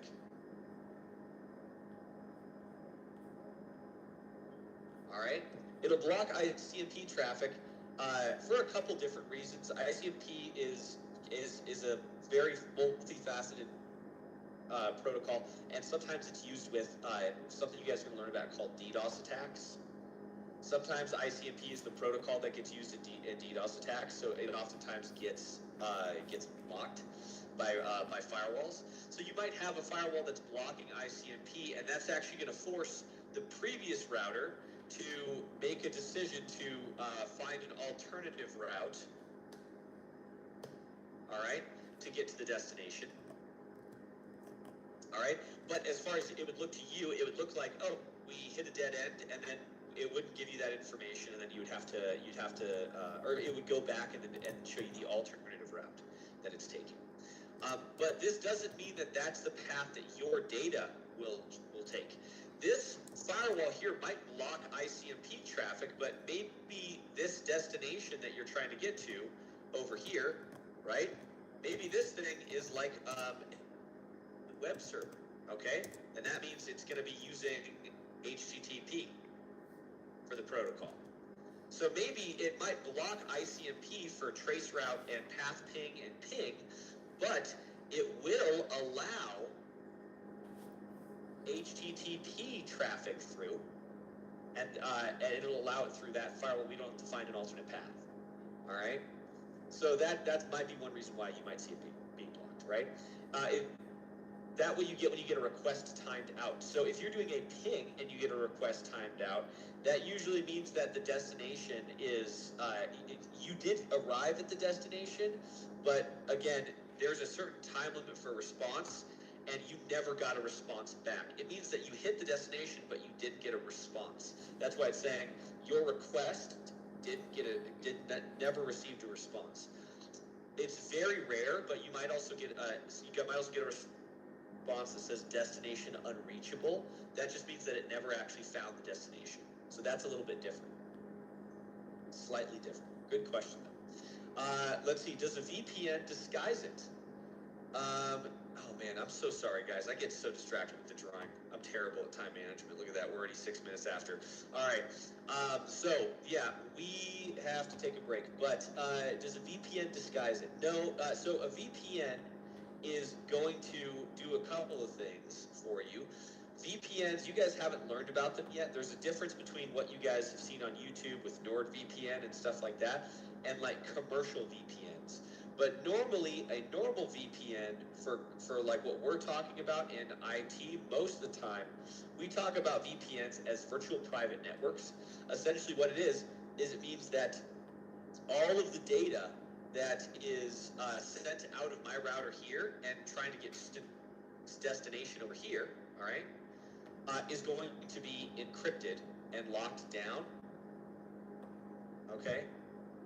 It's going to be encrypted, which is going to stop people from viewing or reading any of that data. But also, more specifically, you can have what's called a tunneling protocol, where you can essentially have it might pass through a series of routers, but you can have an encrypted tunnel where all of your traffic communicates directly between you and your destination. But that's VPNs, guys. That's a whole nother day, so don't worry about that one right now. Good question. I love that you're asking about that. We'll talk about that. It's weird because I got the ping from Google, but that request was in the middle. A request timed out? Yeah, that's fine. That just means that router probably blocked that request, and then it probably rerouted it. All right. Anyway. Okay. Awesome. I also got your message there. Yeah, so you're good. All right, guys, we need to take a break. I'm so sorry. So it is 2:08 right now for me on Mountain Time, so we're going to go ahead and take a 10-minute break. We'll come back 18 after, and we will keep pressing on here for another 2 hours before we go to lunch. So one more break here. I'll see you guys in a couple minutes, and we'll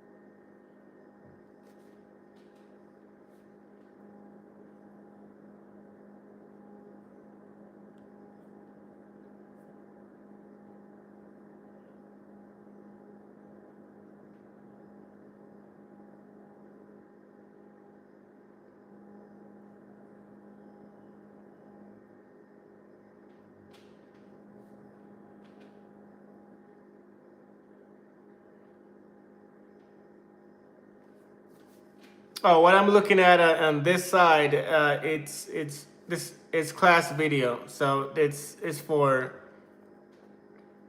the class that I'm currently in.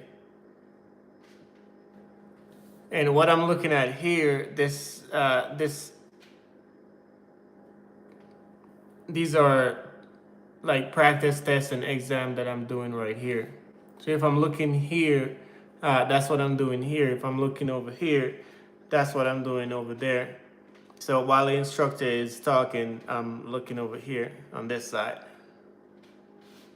So I'm not particularly watching anything in terms of movies or sports or anything like that currently.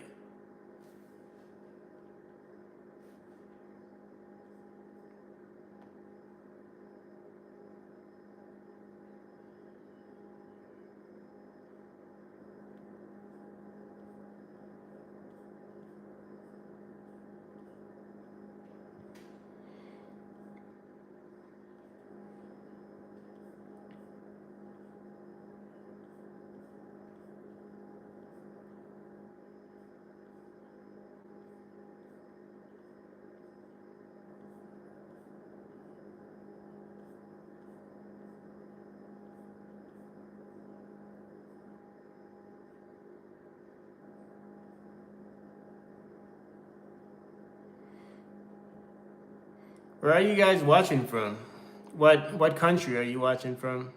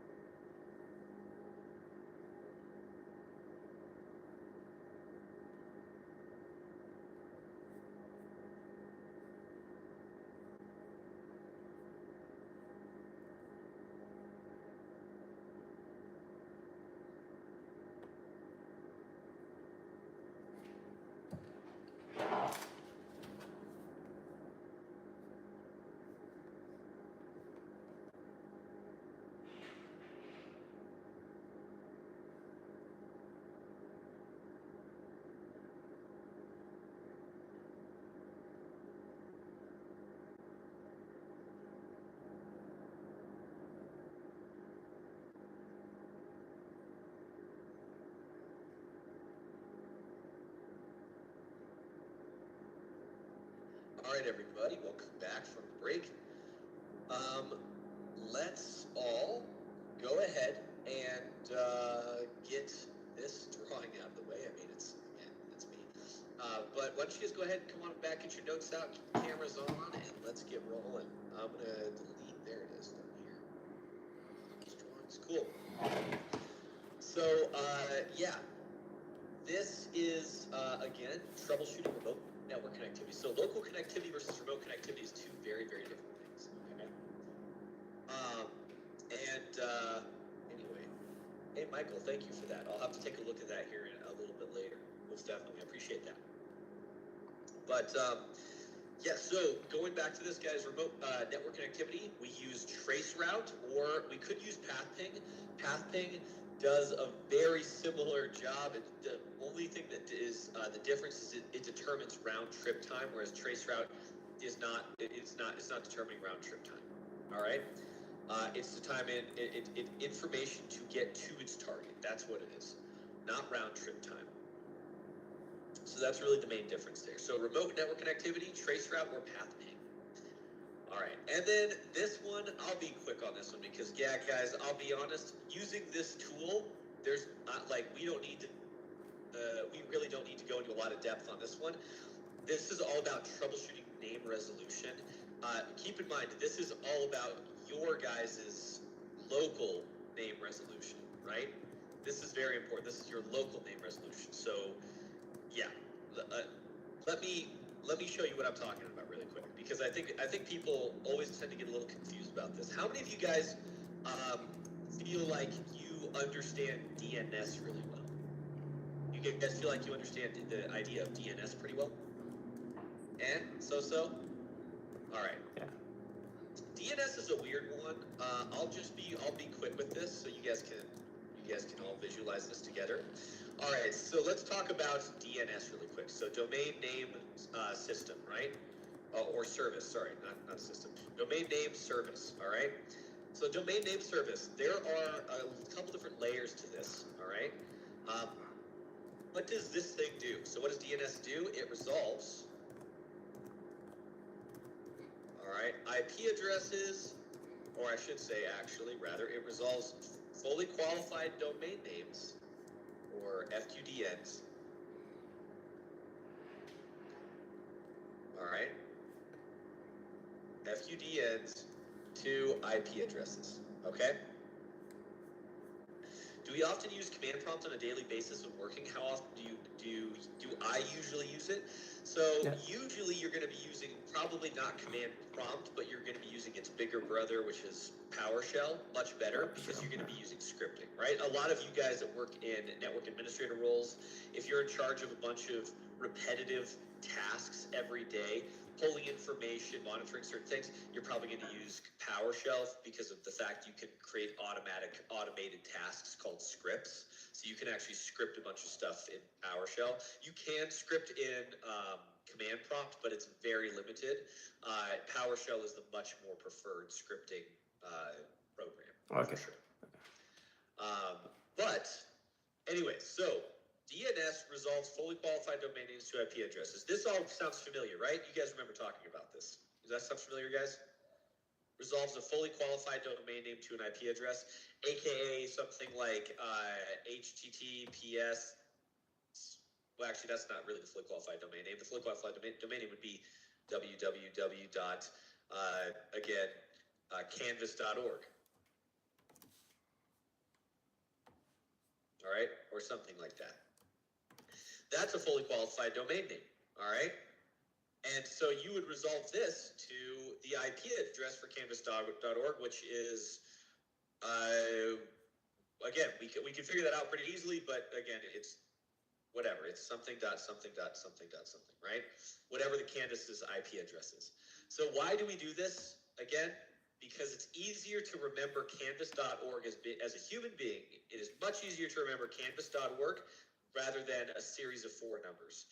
Now consider that for every website that you guys know about. Think about every website that you guys have ever gone to, every web application, everything. All of those are easier to remember name-wise, because as humans, we remember names more easily than numbers, all right?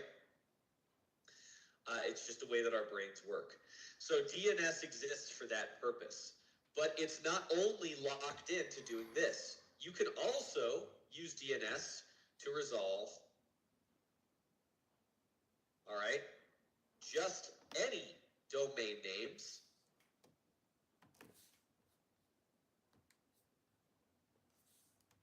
all right.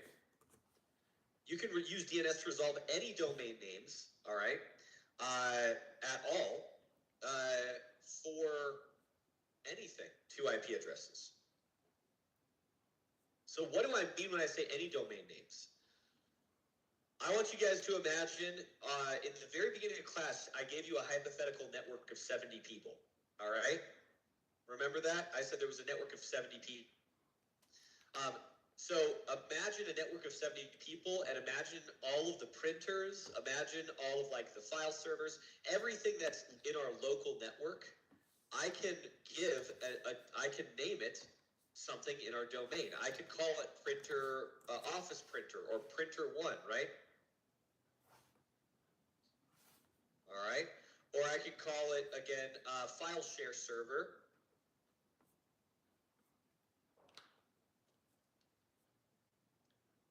Server 1, and I can map that to an IP address.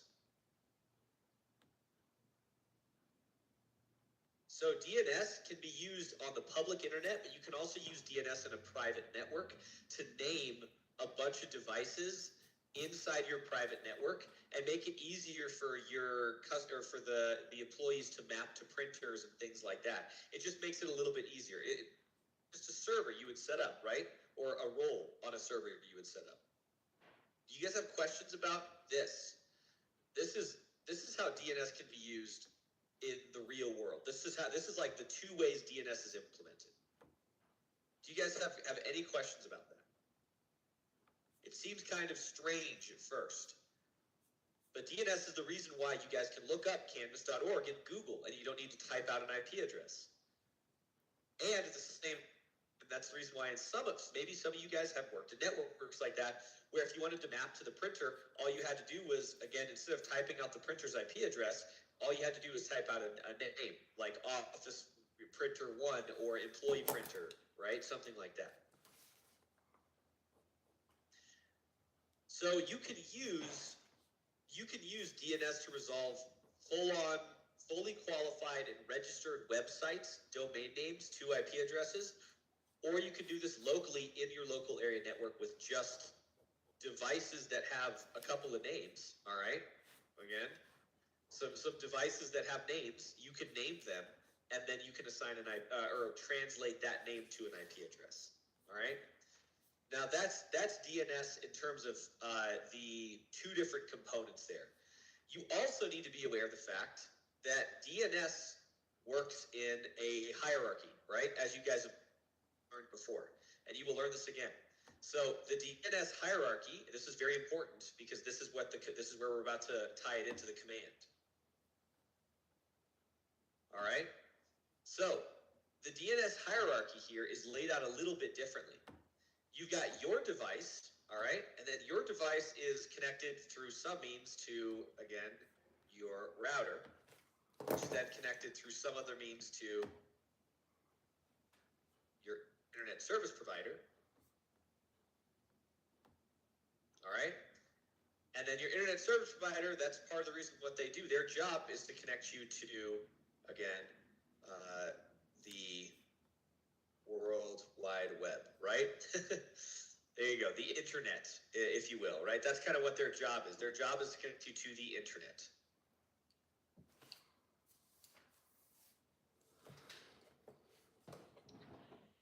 So DNS works on a couple different levels here, all right?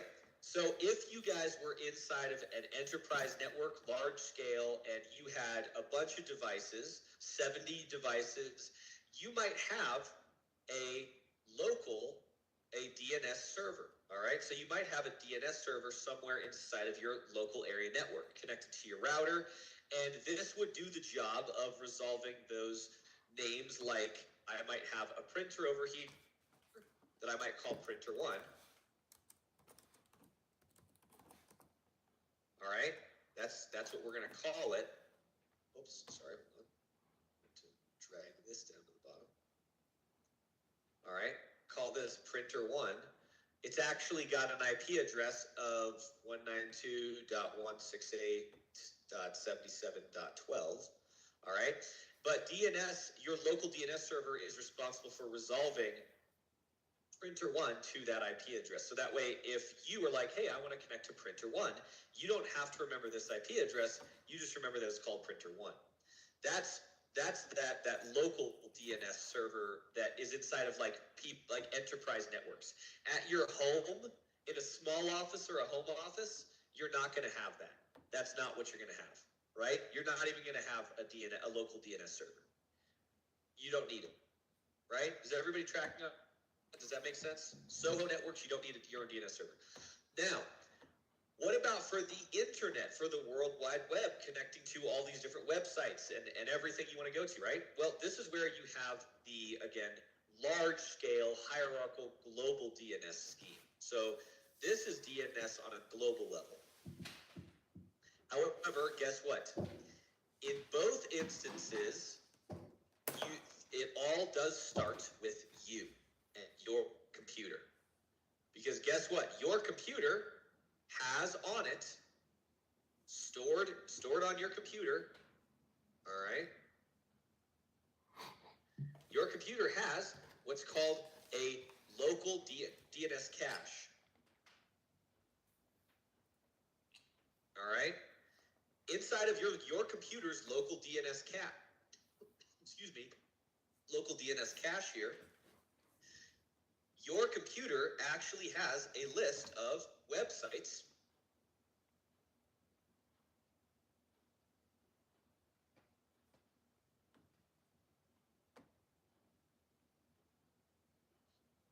and their corresponding IP address.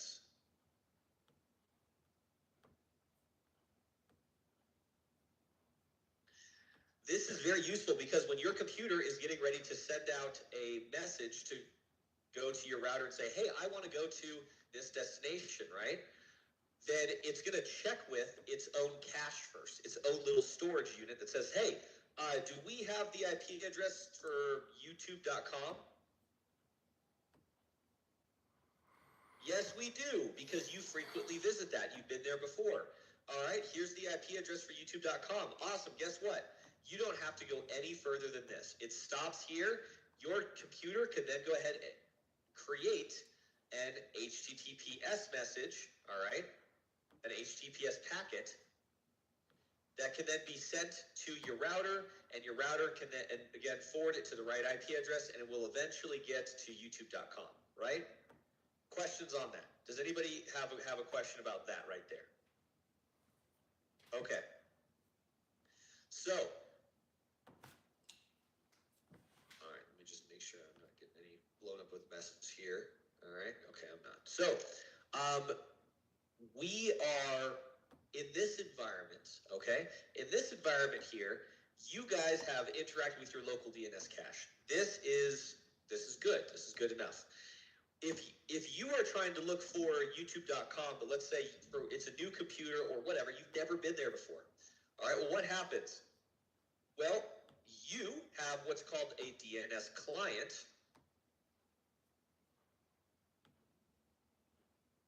All right, you have a DNS client program on your computer that is going to say, okay, well, we don't know what the IP address is. Let's go ahead and see if our local DNS resolver knows. So again, your computer is going to reach out to your ISP because that's usually where it's located. Your ISP has a server there that is a DNS server, but it's going to be a DNS resolver, a local DNS resolver. This is going to be a huge database of the same thing. All right, website names to IP addresses. And it's going to have a bunch of information on this. Your internet service provider should have these. This is comprised of everybody who's connected to your ISP, all the searches that they've done in the past, and if your ISP has cached that on its DNS server, it'll be stored here. So your computer's going to ask, hey, is it on my local DNS resolver? And guess what? It's not. Crap. Okay? Time for us to go ahead and go to the next step, the next phase. If it's not there either, then guess what? No, what he's currently talking about is computer language. So he's currently talking about DNS. Process. If you guys, does anybody recall that? I don't want to have to draw it all the way out for time purposes, but does anybody recall learning about the big DNS hierarchy, right? The 13, there's the 13 root servers, the top level domain servers. Does this ring a bell? Does this sound a little bit familiar? This is how all of that happens, all right? So that's fine. However, guess what? None of this matters, all right? None of this matters, or none of that matters, rather, if we're talking about using the command you guys are learning about with me right now, because the command you guys are learning about right now is the command that's called nslookup. Come on, jeez.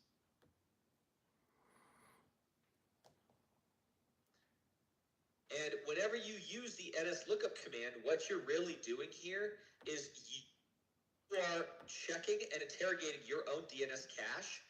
And there is also another capability it has, which is it can also interact with your ISP's DNS resolver. All right, as well. Assuming it has network connection and has its IP address.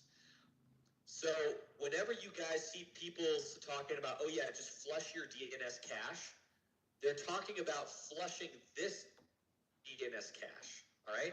Because there are times where maybe your DNS cache here, maybe there's some information here that, like this one, that's out of date or incorrect. And so you try to go to a website, you type in the website, but it takes you to a completely different website, or it says that the page isn't found. You're like, what the heck?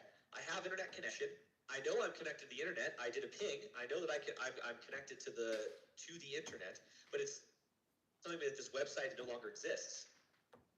Well, that could be because your local DNS resolver or your local DNS cache is like, yeah, we've got it, but it's wrong. It's out of date.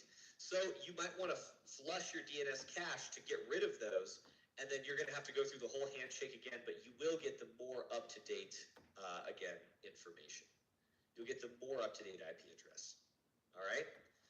So all those records that you're asking about, okay, so yeah, you're talking about DNS in depth now. So all of those records, like the TXT record, the CNAME record, the A record, the quad A record, all of those records are not going to live on your DNS cache. They would be in your, I should not use that color, I should use the same color I was using. They're going to be inside of your ISP's DNS potentially, but that's not where they come from. They normally come from the actual, again, what's called the authoritative name server. All right, and that's something that's on the internet. That's part of that whole big DNS hierarchy. You guys will learn about again. So if I don't want to confuse you guys and throw much more on your plate than I already have today. But that's going to be the next step beyond that. But yeah, all those records exist on your local ISP's DNS resolver or out there on the internet where you can find that information. Good questions though, guys. So that is DNS. Whenever you guys do nslookup, you are interrogating your own local DNS cache, or you're interrogating your ISP's DNS resolver, but nothing beyond that. Those are the only two things that you are allowed to talk to, all right? And you can only flush your local DNS cache. Obviously, your ISP is not going to allow you to just flush their entire DNS database. It's not how that works. All right, any questions about this before we move on?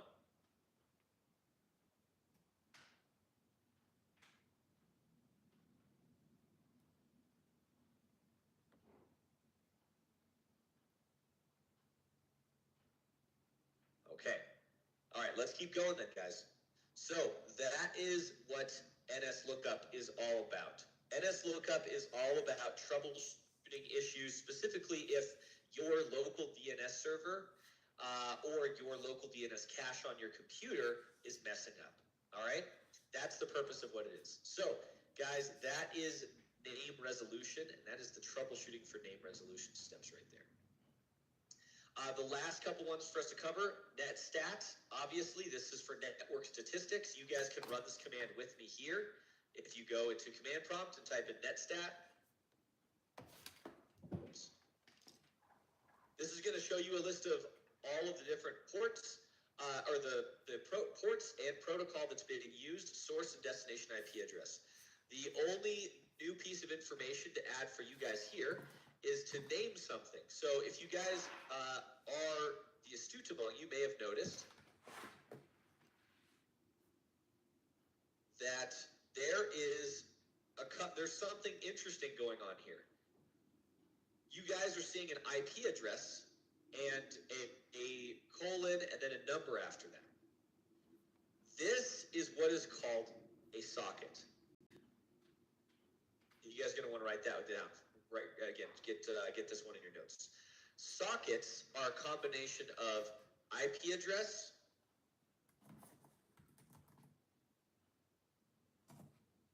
and port number.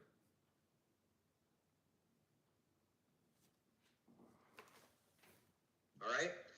So the socket is the IP address plus the port number. So this tells you that, again, the IP address, boom, and then port number. That's what it is. So 127.0.0.1 colon, and then the port number, that is the socket right there. All right, that is a socket. All right, now, so netstat is all about looking at active connections. So why would you want to use this tool? If you wanted to track and manage what had an active connection on your machine. All right. If your computer has any active connections, what are they? What IP addresses are they connecting to? What is the purpose of that traffic? How much data are they sending back and forth to one another? Those are all different things that you can get out of the netstat tool. There's a lot of different choices and options within netstat, but it's the same. So does anybody have questions about netstat? It's a pretty simple tool. If you guys want to stop this constant showing of the different connections, just again do Control-C, and that'll stop the all of the commands from running and being executed right there.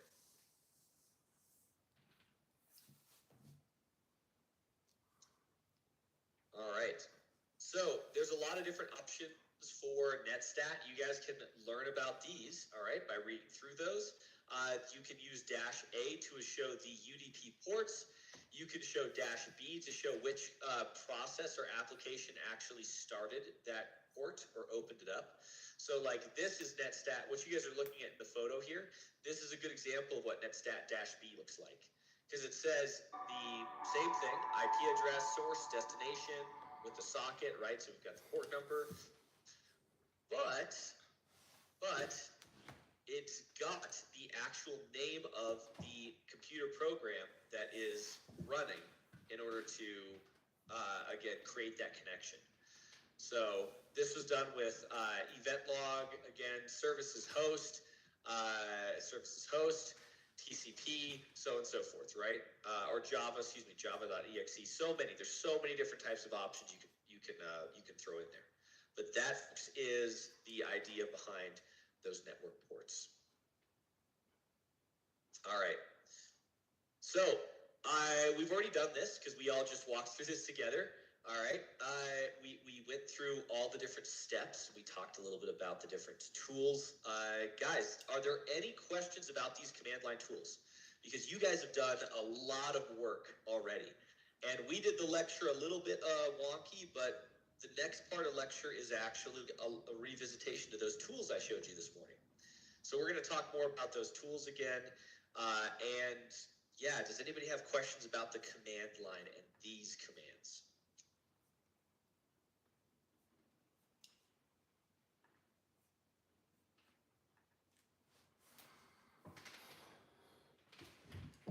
Okay.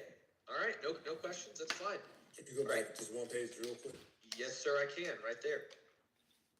or anything. I don't trust that.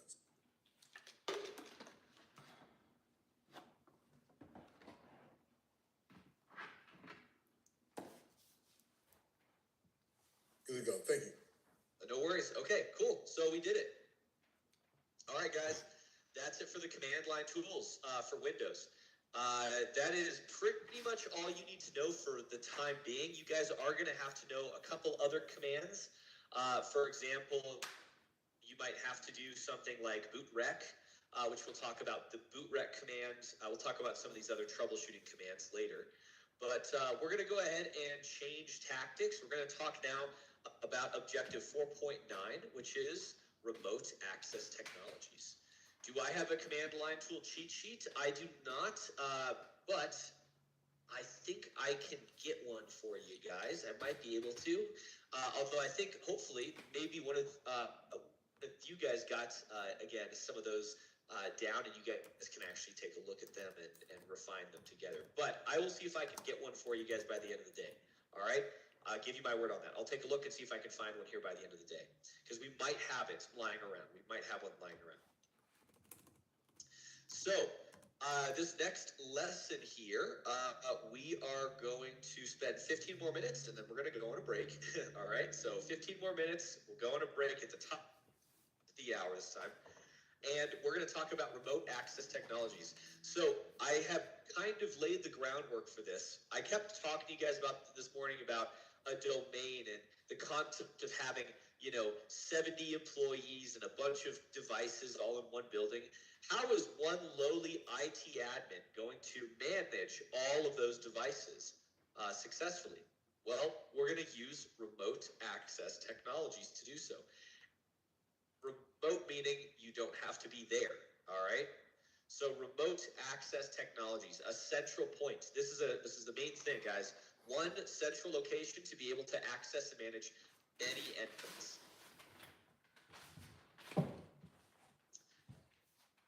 All right, so what is the native remote administration GUI application in the Windows OS? These are some of the things you guys are going to be able to answer after we get through this. I won't ask you guys to answer this one on this one, because this is maybe a little more advanced. What are security implications of using remote administration tools, and how can you protect against them? And how does the Microsoft Remote Assistance differ from remote desktop connection? All right, there's a difference between those two concepts. Let's take a look at that here. We'll also talk about what tool or application can be used to transfer files to a remote system, and how do VPNs provide security to network connections? Oh, wow, we will talk a little bit about VPNs, it sounds like. All right, so let's talk a little bit about some of these different, some of these different tools here. So first and foremost, we've got a couple of protocols that we'll learn a little bit about. All right, specifically Remote Desktop Protocol, or something that's called RDP.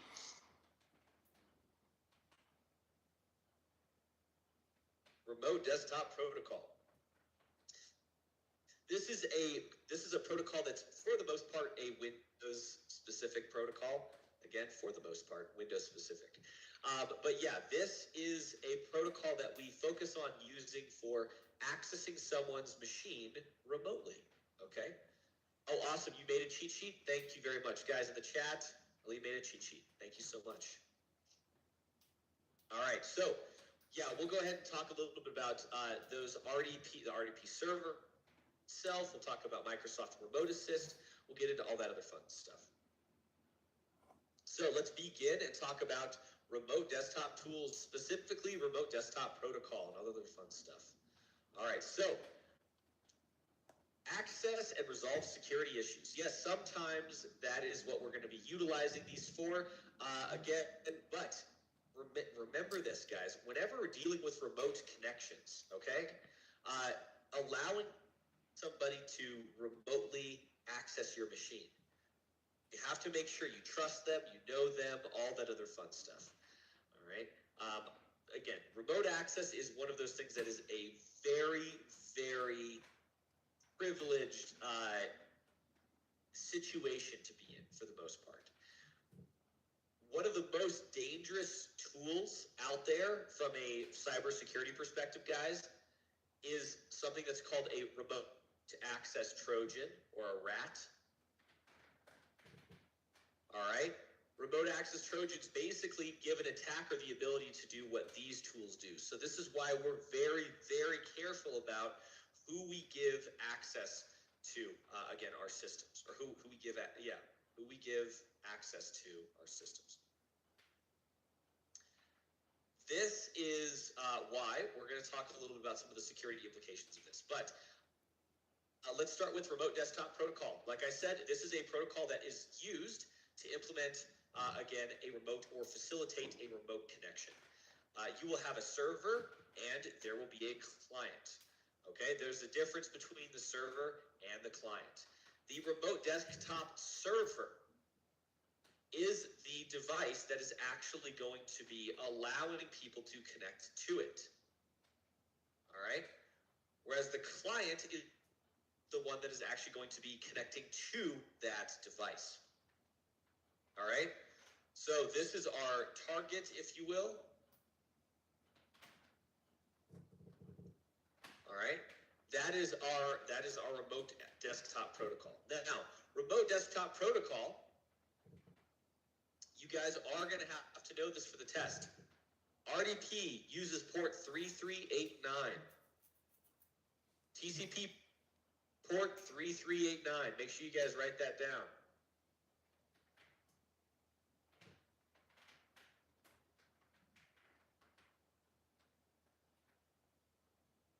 So, port 3389, super important to note, all right?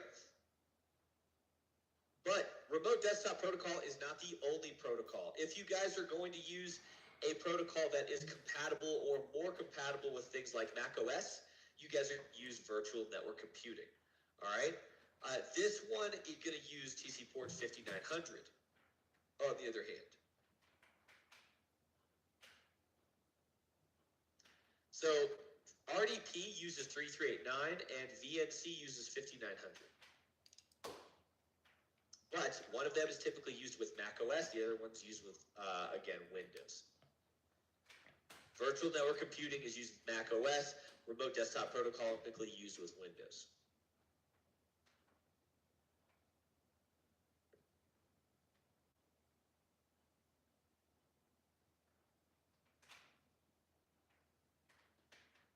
All right, so how to set up a remote desktop protocol server? Just real quick, all right? First off and foremost, you guys have to understand that remote desktop is not enabled by default, like it says. So, remote desktop lets you connect and control this PC from a remote device using a remote desktop client, okay? So again, remember, the client connects to the server. The server is the computer that actually is going to allow people to connect to it. The client is what connects to the server. Here's the thing. Windows 10 and 11 Home does not allow you to be a remote desktop protocol server. Okay? You can only be a client with Windows Home. So you cannot be a server. But that's just something to throw out there. So again, in order to actually turn this on and enable it, it's going to be inside your Windows settings. All right, there is an option for remote desktop. You guys can all find that. If you guys go, if you have Windows 11, all right, you would click on, again, your settings icon and let those pop up. All right, and then you guys can go click on System, and you'll see a lot of different tools here. Scroll down, you'll find Remote Desktop. So this is for Windows 11 System. There's Remote Desktop right there.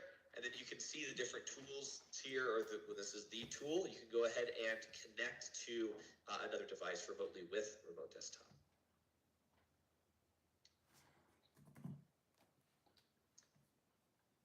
All right. So let's talk a little bit about the difference between remote desktop, all right, and remote assistance, okay?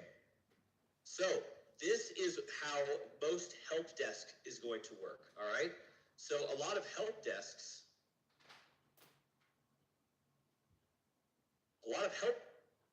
are going to use remote assistance. So again, this whole concept with regards to the remote desktop protocol and all this other fun stuff, right? This is useful, but typically it's limited in its usefulness in terms of when and where I would actually utilize this.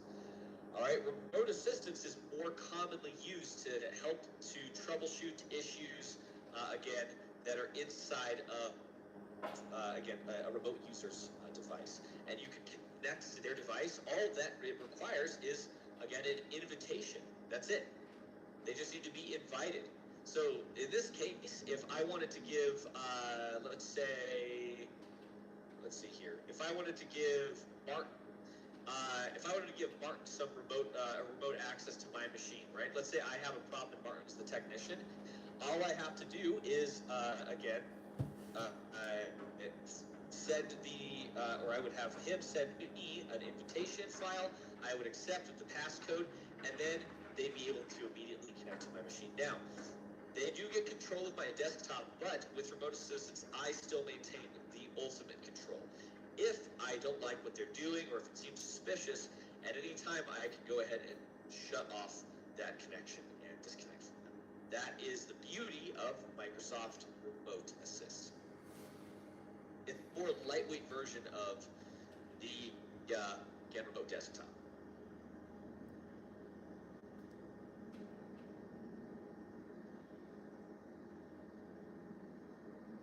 All right.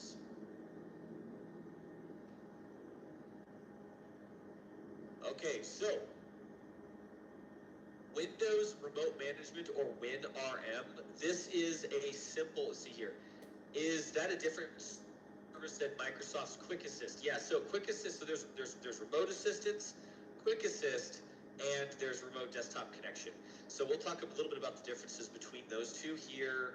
I'm going to get into those two after break, don't worry. You know what, I'll break down all of them, and when you would use what after break. I'll let you guys build a cheat sheet for these two. So I'll get you guys a cheat sheet for the different remote access tools, because there's a couple, so it could get confusing. You guys can make a cheat sheet for that for sure. All right.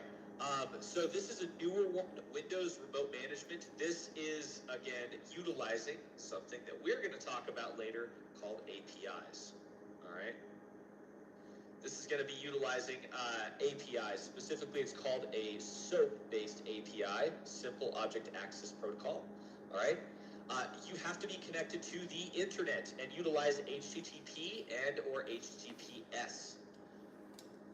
So this allows systems to exchange access management information and simple stuff with regards to the Windows Remote Management tool. All current Windows versions already include Windows Remote Management. All right. Let's take a look here. Let's see if I can find it on this machine.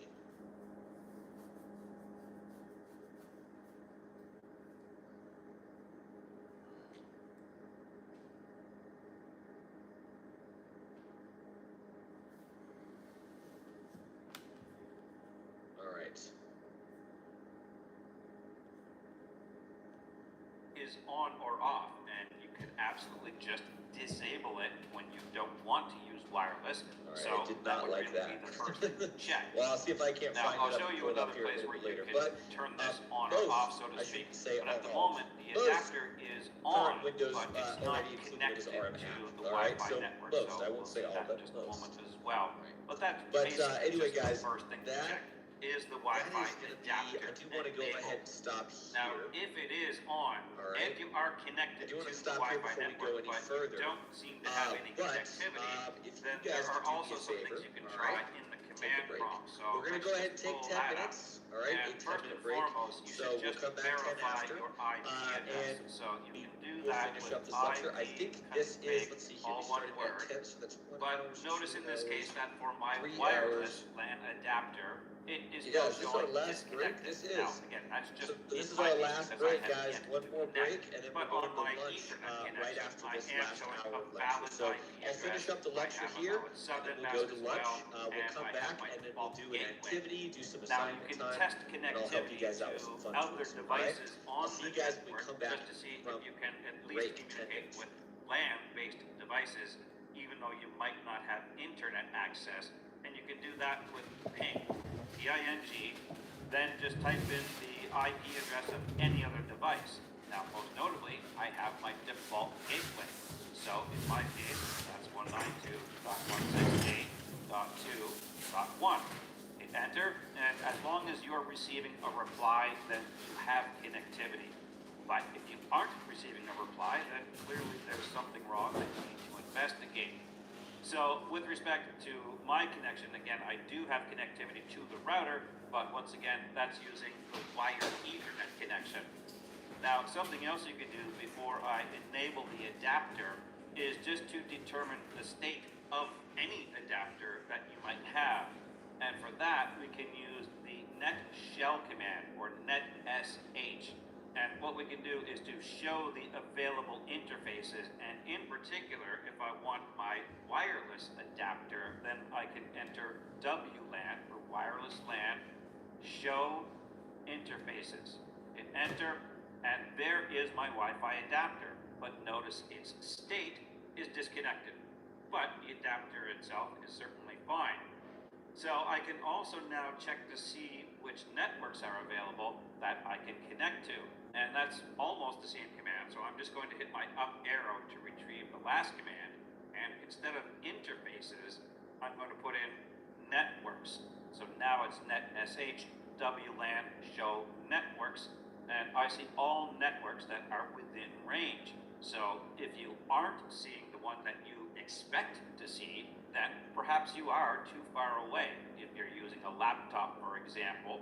But in my case, this third entry here, called home, is my wireless network. So let's now go to the control panel, and in here I've gone to network connections, and there is my Wi-Fi, and it says not connected. So what I'm going to do is disable the wired connection, and that should immediately invoke the wireless connection. So you might have seen that happen. It did in fact connect right away to the Wi-Fi network. So everything looks good there, but let's go back into my command prompt now, and let's re-execute the show interfaces option. And now we see much more information because I am connected to that network. It shows its state is connected. We see the band, and we see the channel, we see the radio type, we see the authentication level, and several other properties, including the signal strength, which in my case is showing 85%. So you can certainly get a better idea as to what's happening with your wireless connections using those command prompt options. Now, if we go back into the settings app, I also want to point out that if you go to the system option here, then scroll down toward the bottom and choose troubleshoot, then in here you'll find other troubleshooters, and you'll notice that there is a network and internet troubleshooter that you can run at any time to see what issues might get picked up. It's pretty automated, but you can just choose run, and it basically goes through a series of predefined tests to help determine what the issue might be. And you might receive some prompts as to which network you're attempting to connect to or which interface you're trying to use, but they can help you to run down any issues. Now, with respect to Bluetooth, there is typically less configuration involved, but over on the left-hand side, we can go to Bluetooth. And in fact, I should also point out that if you just go down to your system tray and click on your network icon here, I do have both my wireless and or Ethernet connection here if I had that one still connected. And then I also see Bluetooth. So there are some shortcuts here, and I can click on the arrow and see which devices are connected. So at the moment, I do have my iPhone connected, but there's not really much that I can do in here. I am clicking on it, but nothing is happening. It's just a list of devices. But here under Bluetooth and devices, of course, we do see the device itself.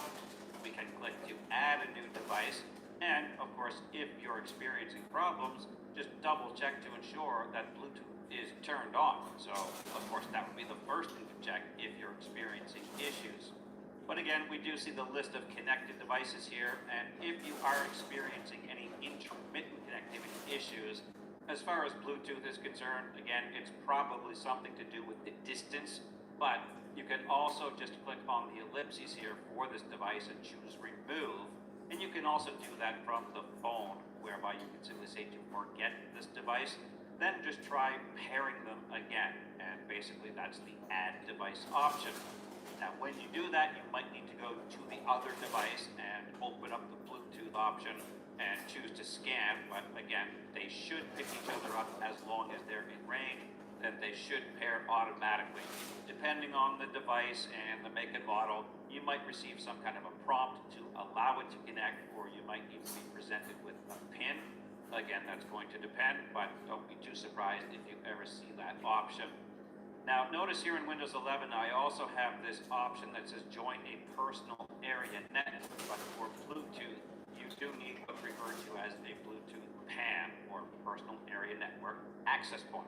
I don't have an access point, but if you had one, that would allow you to join many Bluetooth devices together into a single network, okay? Now, if there are issues that seem to be a little harder to run down with Bluetooth, then you can also go to your event viewer, and in here, what you can do is search for particular types of events. Now, there are filtering options, but those are primarily based on the event type, such as the severity level or the event ID.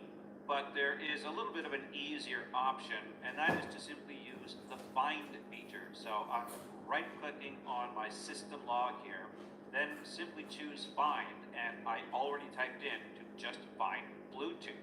I already clicked on Find Next, just to speed things up here, and I did find a Bluetooth entry here. So let me just click on Cancel, and right here, this informational event says VTH USB. Now, I'm not certain how the USB fits into this particular entry, but VTH is Bluetooth.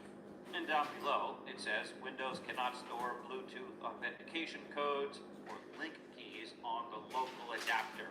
Bluetooth keyboards might not work in the system BIOS during startup.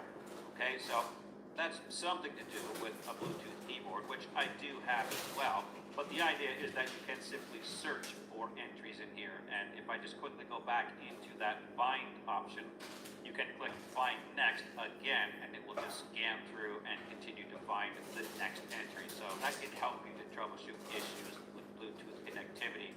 And in fact, to finish up here, back in my settings window, if we go back to the system option and go back to the troubleshooters, once again, you can click Other Troubleshooters, and there is also a Bluetooth troubleshooter in here. So we can click on Run, and once again, it will just go through a sequence of tests, or it might prompt you for values, but it's going to attempt to diagnose any issues, okay?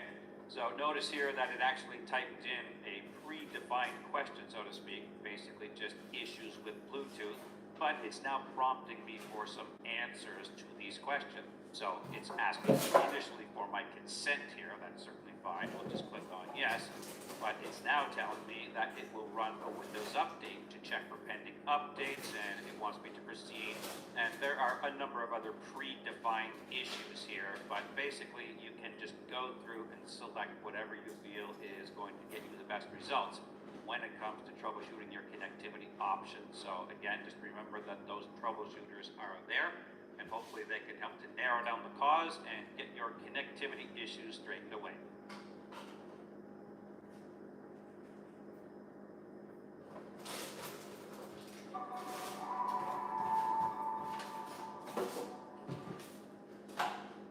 In this presentation, we'll take a look at some considerations regarding mobile OS security issues, if present, might reveal themselves through frequent app crashes or unresponsive behavior, pop-ups or redirects to websites even though you haven't launched a browser yourself, high data usage or battery drain with no clear cause, inability to connect to your cellular network or Wi-Fi, or any kind of unusual changes to the device settings or permissions, which might be indicative of some kind of malware or tampering. Now, one thing that many of you may have noticed is that most mobile devices do not come with any kind of inherent antivirus or anti-malware application already installed on them. It's not that they don't exist, but the reason that there are none by default is because mobile devices all have their respective app stores. And by default, any device can only receive apps from that store. In other words, you can't just download software from the internet and install it. And the stores only offer vetted and approved apps, so they're inherently more secure than something like a desktop or a laptop computer, which have no inherent restrictions in terms of software sources.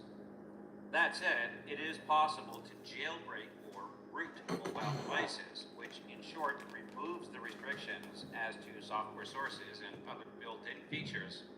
Now, whether you consider that to be a benefit or a drawback is really a matter of personal perspective, but it does allow what's referred to as sideloading, which in essence is just being able to install apps from had a little bit of a other thought. than I the think official it app might be store. a lot easier And for it you may guys also if allow we you to make bypass certain encryption options, a nice patch diagram management, describing and each one verified of the boot tools, what they features. do, But kind of again, like I mentioned whether before. those features are So beneficial I figured we would draw one out here and but jailbreaking kind does of carry help us some risks. understand these different Since the tools, device because can the now slides receive are software great. from anywhere, it can The also slides receive are great and everything, but they don't persistent answer malware some of your guys' and questions become more and at least vulnerable to establish OS what you level need to know for tampering, the test. just like any So, unmanaged a couple of desktop or things that laptop. you guys asked for some It's help not on at all and illegal to you guys jailbreak a asked device, about. but So, you might lose we support were from the asking manufacturer, about the difference which between may Microsoft result in the Remote device no longer Assistance receiving security updates, versus Quick and it may Assist. also violate All right? any mobile device management So, policies.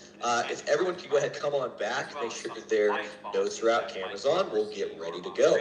So, let me get So my to help recognize any malicious behavior, up be mindful of apps that for you request guys. excessive permissions to the device resources, such as the camera, your All right, contacts, so your for calendar, this, text messages, and take note of we'll go any ahead apps that and seem to write out a always couple of run in different the things. So we've background got three and primary seem tools. to have We've access got to network data, Microsoft's even remote if they're desktop fully connection. closed. So Some may masquerade as legitimate apps by closely replicating the app's icon and hiding the real one. So you should regularly review which apps have been installed So, and review their permissions in remote terms of what assistance, they're able to access. and then we also have Quick Assist. Depending on the device platform, Okay. you may be able to enable permission alerts and So these are apps all that Microsoft's can remote work on access settings that are technologies. in place. I'm sorry, it looks like I'm getting a Versus message saying my internet protect connection's or unstable. I'm answer sorry if I start to and use lag out a little trusted bit. app stores such I as shouldn't go Google anywhere, and hopefully Apple not. App Store, But these are the three recall different that as long as the primary devices programs. aren't All available of these for programs are going to be most of on them will only Microsoft use their computers, respective stores anyway.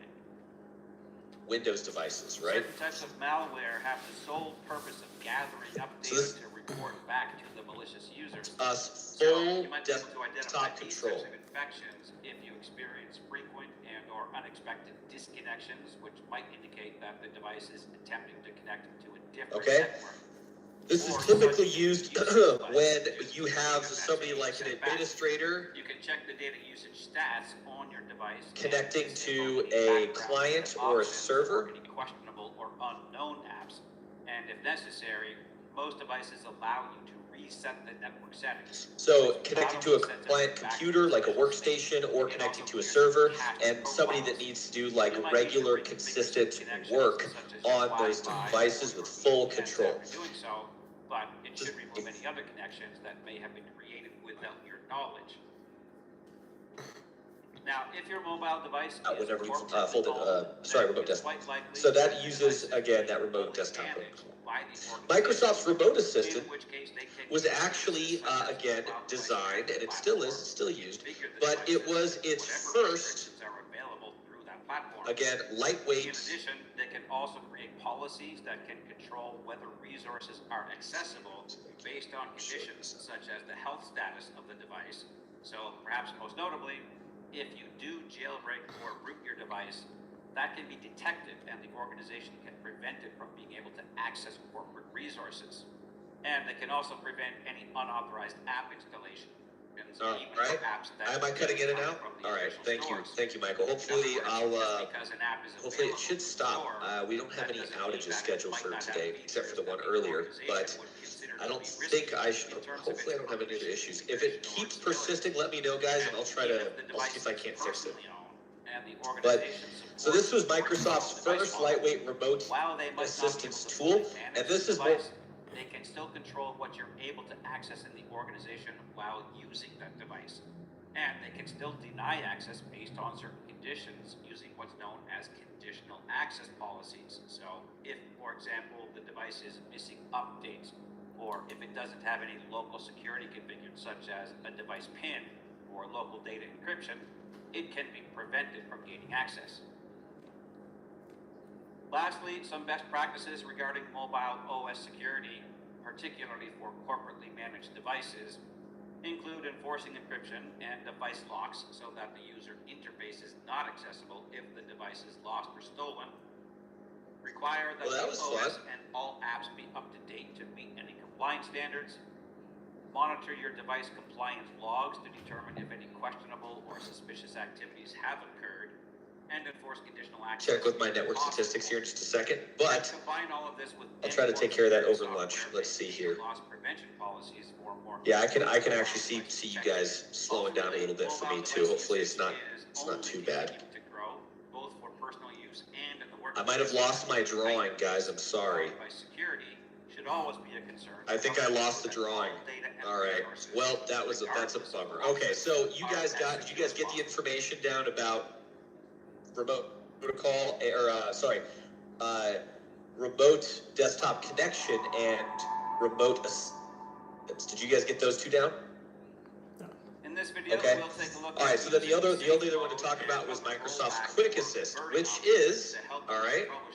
Quick Assist is the new. It is the new and improved version of Microsoft Remote Assistant. So it's the newer version of Remote Assistance. It's designed to replace Remote Assistance. So it's a new, Remote Assistance. Safe mode boots the device with default settings and also very minimal services and applications running, in that it disables any third-party apps and services temporarily. Yeah, that's how you spell it. Which can make it easier to isolate any performance or security issues, or to help identify Remote Assistance tool. Okay, so it is the new Remote Assistance tool, and here's the other thing too. This does not require an invitation, so this is no invitation. Stop and or clear any app data if the app becomes unresponsive. This uses a one-time performance issues with other running apps. Forcing an app to close passcode usually resolves temporary hangs and clears up any corrupted runtime data. But if those types of problems persist even after you force them to no, there was really nothing else. Aaliyah, it's the first one, and the fact that you had to have the invitation. That was the big thing. There's an invitation that has to be issued in order for you to actually use the remote assistance tool. But this is the equivalent of setting the device back to its out-of-clock state. All right. You might want to consider this as okay. So that is Microsoft's Quick Assist here. All user data. All right. So that's that's kind of the big heavy hitters for Microsoft right there, guys. All right. So no invitation required, one-time passcode, and it's the replacement. That's what I want you to take away from that. All right.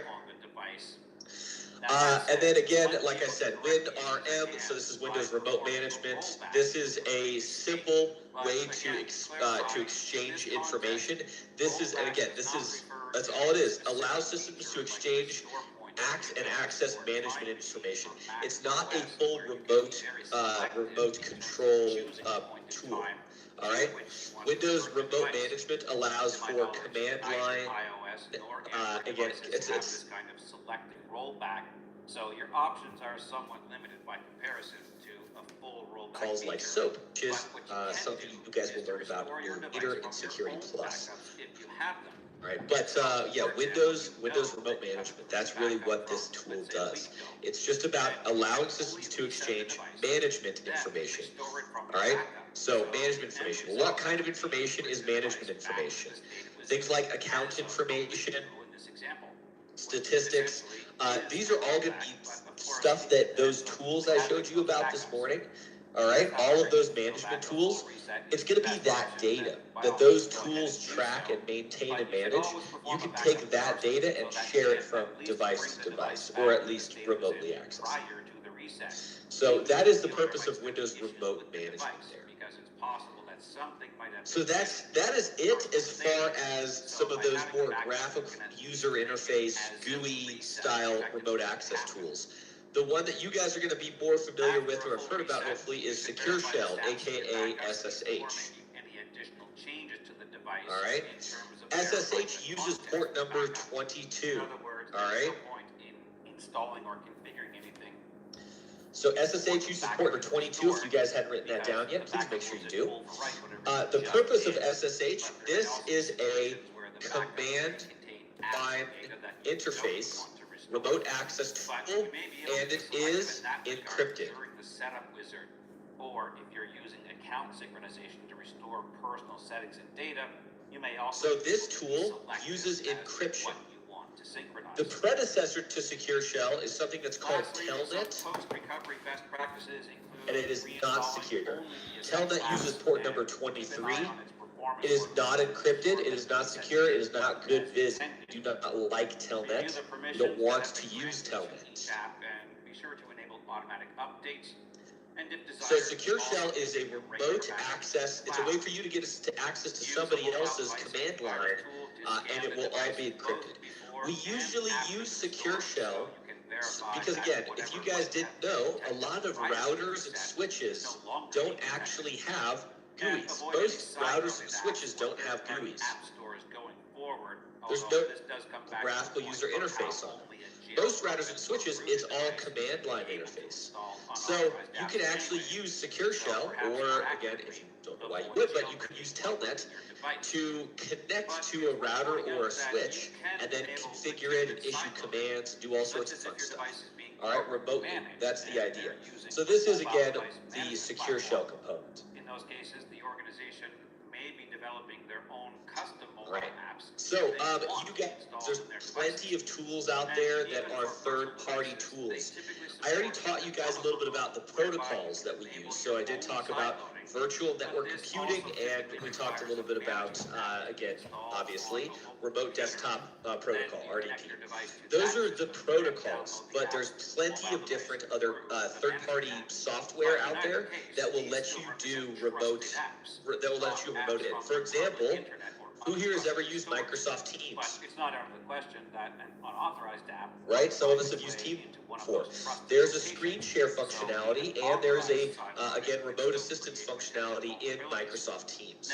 Okay, so you actually do have other software outside of the, again, ones that come default with Windows. They don't talk about Teams because it's not a default app. But there's other ones out there too. Guys, technically even this, Zoom, is a type of remote assistance tool, remote access tool. But yeah, guys, so you could look online, look up RMM solutions, all right, remote monitoring and management solutions. Those are just tools that you guys can find that will give you the same exact control to manage another device or system remotely. And mobile device management solutions are another tool specifically for managing phones or laptops.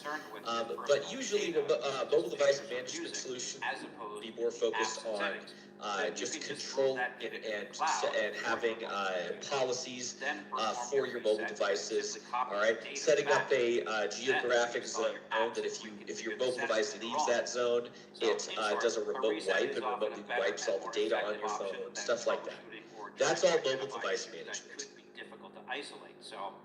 And this is a good way for me to kind of transition into the last part over here, which is Spice. All right, just like the Spice Girls, all right, Spice is pretty fantastic. Any Spice Girls fans in here? No, just me? Okay. In this video, we'll take a look at that's okay. No, it's actually my fiance Katie. She grew up. She loves the Spice Girls, so she made me watch the movie.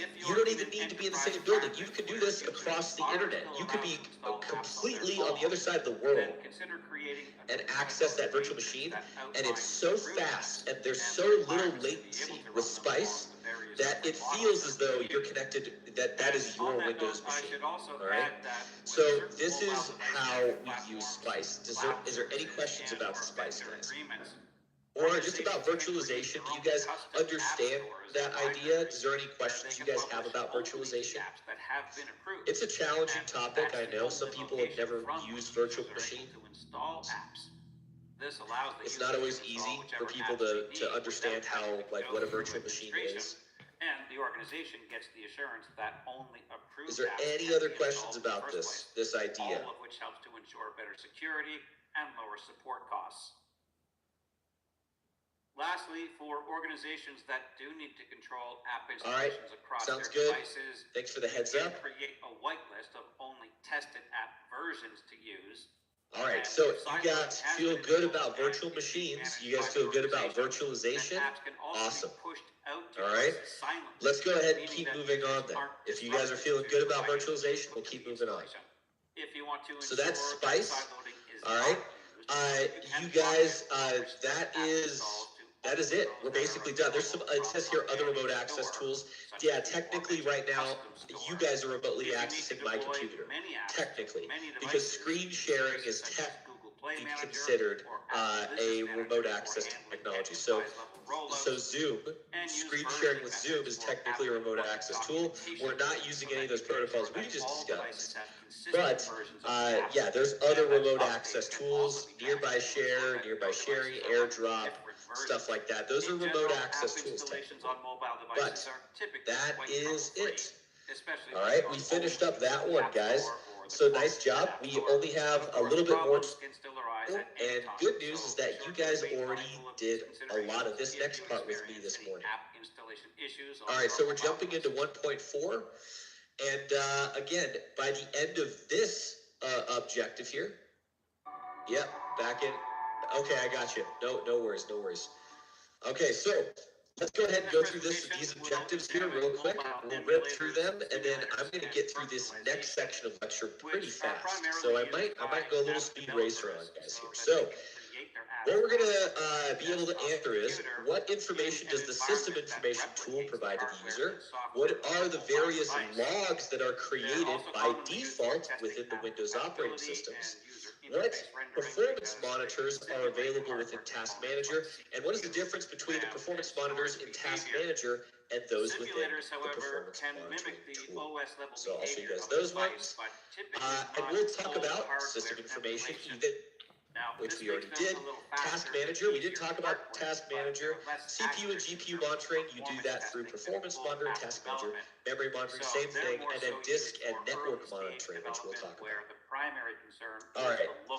So, Task Manager, user monitoring. Let's all take a look at Task Manager. So everybody can go to your computers, get active. Let's start moving around together. Go to the search bar, look up Task Manager. All right. Pull up Task Manager real quick. Gotta love Task Manager. All right. Physical systems for every type of device. There we go. And again, any kind of virtual. All right, and yes, you guys can do Control-Alt-Delete, Control-Shift-Escape. If you do Control-Alt-Delete, you'll see it pop up. You can search in the toolbar, Task Manager, that's fine. But what does Task Manager do? What is the purpose of Task Manager, guys? Task Manager is where you guys go to look at all the different programs, processes, and applications that are currently open and using your computer's resources. There's even a breakdown at the top to show exactly what is being used in what percentage. All right? So, this is Task Manager, guys. Now, I would come here if I wanted to shut down a program. For example, Terminal. I have 2 windows of Terminal open. I don't need that. I can right-click on that and hit End Task. That's going to force quit the terminal. You guys can do the same thing as well. If you have something open that you want to close, this is one way to do it.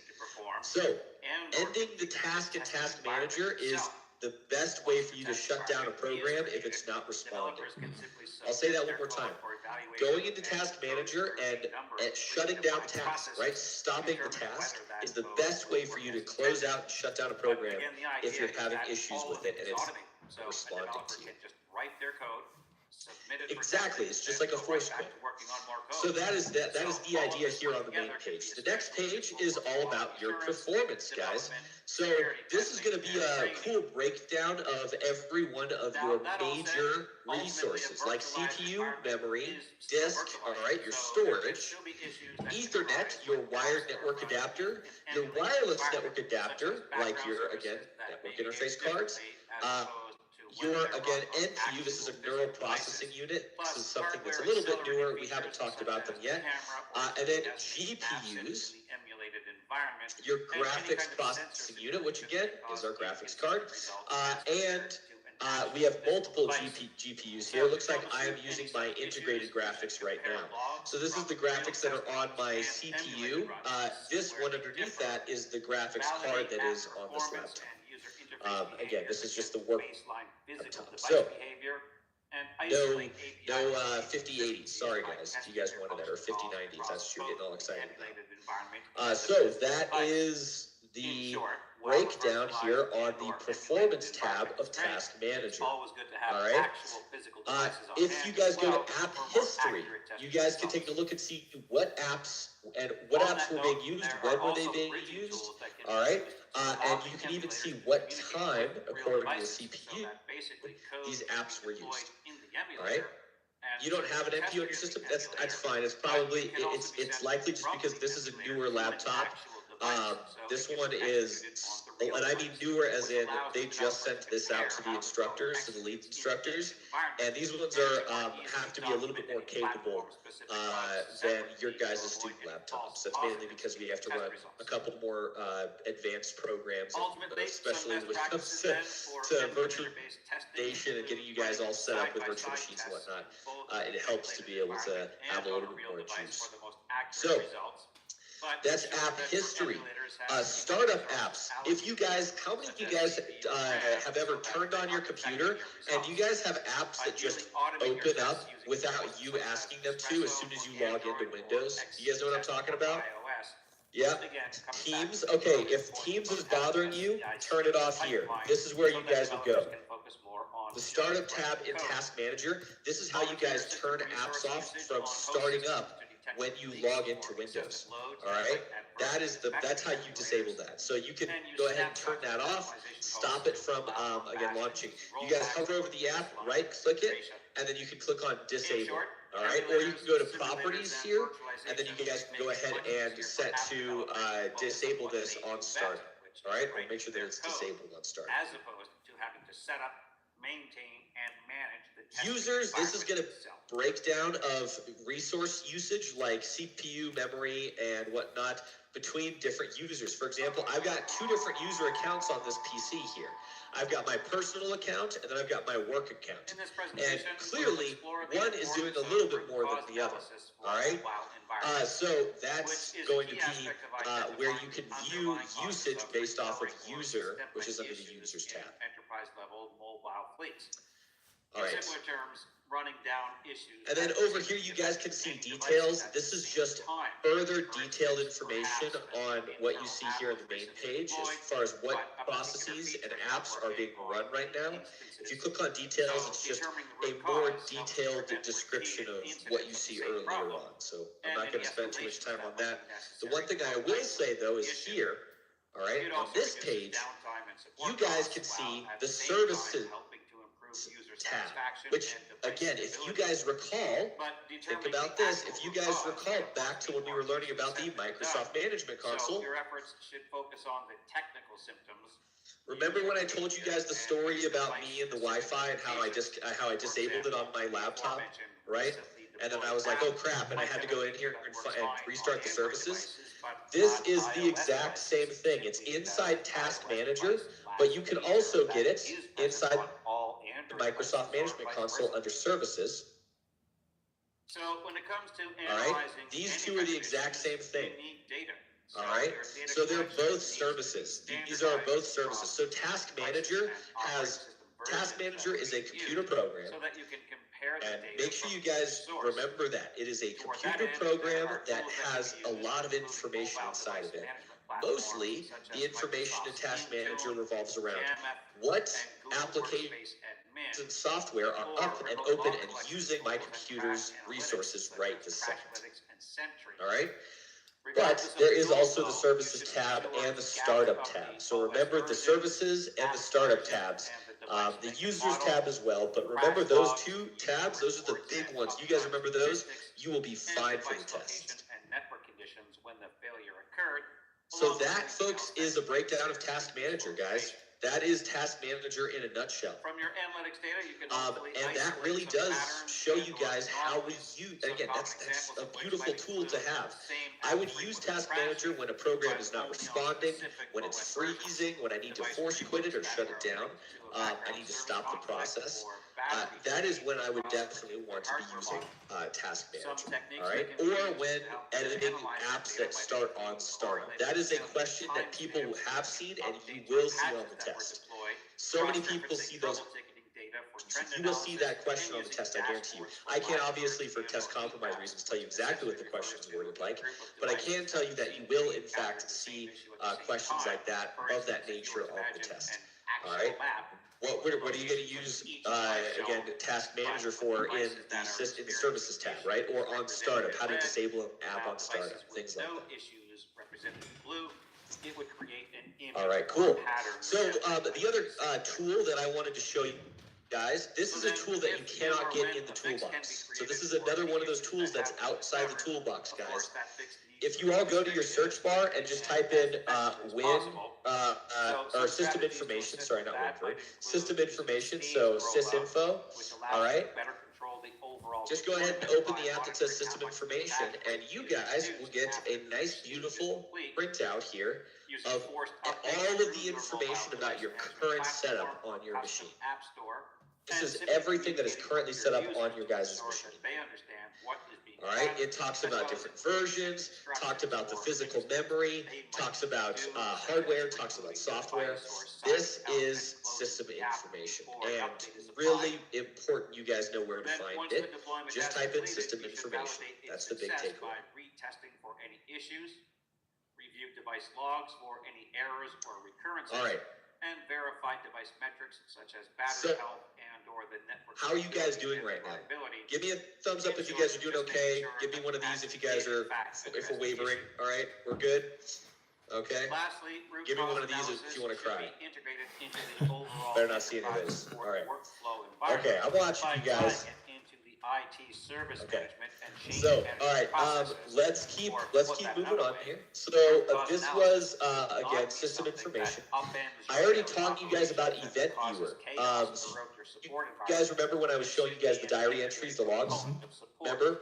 That's Event Viewer. So you guys can get to Event Viewer all by itself, but you can also use it as a management console snap-in for viewing and managing logs on a Windows host, so the Microsoft Management Console.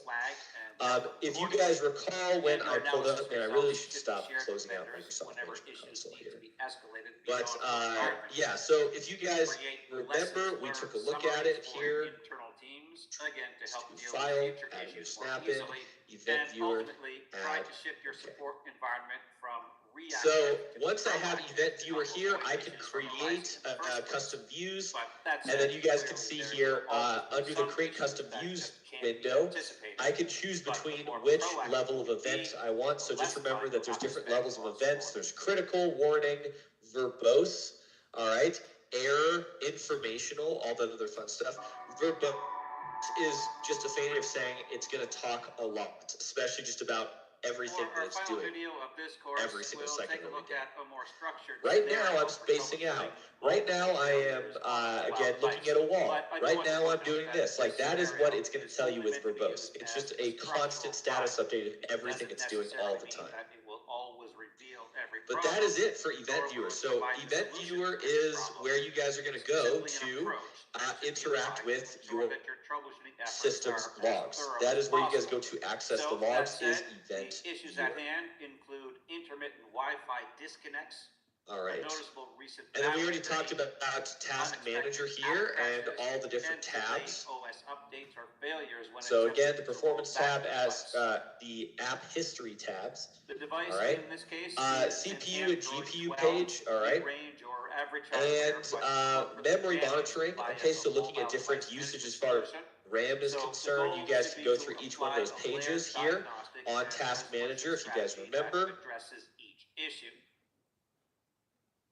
So, given that network connectivity is typically required Pull this up here real fast. everything we do on our mobile devices. All right, go back that to strategy my should begin performance. by focusing on the connectivity problems. But in that regard, And these are all those different pages. So yeah, memory, I can see things like how much memory is in use, how much is available. All right, and I can see a lot of information like how many slots I have. I've used 2 of the 2 slots, and I am running, again, this memory at 5,600 mega transfers per second, which is pretty fast. And this is a SODIMM RAM because it's a laptop. The reset network connections option to return it back to its All right. default state and recreate. And then disk monitoring and network or Ethernet monitoring. So then I showed you guys those 2 in, again, the Task Manager. It talks about the different, again, capacities and speeds of those disks over time, things like that. It's very, very, very in-depth information about your storage. That's what the disk monitoring is. And the user tab, I already talked about this one. It shows all users, shows the current usage for resources, open apps, things like that. And then I taught you guys about the startup tab and the services tab and how to open up a specific service. And also you guys can open up that services tool. So just like here in the Microsoft Management Consoles, you guys can go ahead and add a snap in, and you can find services. We can add that in. Apps that you suspect might be the cause All right, of the problem. wonderful. Now we've got services here. You can get here from Task Manager. You really can. In Task Manager, you go to the Services tab. In the bottom of the page, it'll tell, hey, do you want to open up the Services tool? And then you can do so. But I already showed you guys how to do it inside the Microsoft Management Console. And then I also showed you guys Resource Monitor as well. So Resource Monitor is an advanced snapshot. So this is the difference between the two. People get asked this all the time. To fix any issues, you can What's the difference between Task Manager, because Task Manager has a performance monitoring. What's that? How's that different from Resource Monitor? Well, Resource Monitor is going to give you a superior, much more in-depth, so just a hyper in-depth look at usage, about how much is being used, when it's being used, by what. That is what Resource Monitor is all about. All right? It's advanced monitoring, so it's much more data. All right? A lot more data. You have a lot more control over how you want to roll it back to a previous OS version using OEM tools. All right, and then I already showed you guys how to open up Performance Monitor too. So if you guys don't remember that, let's go ahead and do this together. I go to File, Add Remove Snap In, and I find Performance Monitor. All right, there we go. Oops, I don't need 2. Checks to ensure that the network connections are stable. Okay. And that no pop-ups or abnormal. So here's Performance Monitor right here, and remember Performance Monitor, it's pretty mild, but I can click on Resource Monitor, and that's when I'm going to get all of my advanced charts here. All right, this is my Resource Monitor. It's a subcategory of the Performance Monitoring tool, and yeah, it overall is going to allow me to view what programs are causing the usage. With Task Manager, I can't really see that as much. It's not. I could go to the main page and look and see what is using most of the resource, but it's not going to show me anything in depth or beyond that. This, however, is going to give me the most in-depth advanced look at what processes are using up my resources. That's how this one works. Each specific problem will typically require a specific fix. All right. But by using a more And then, yeah, Performance Monitor, we talked about that.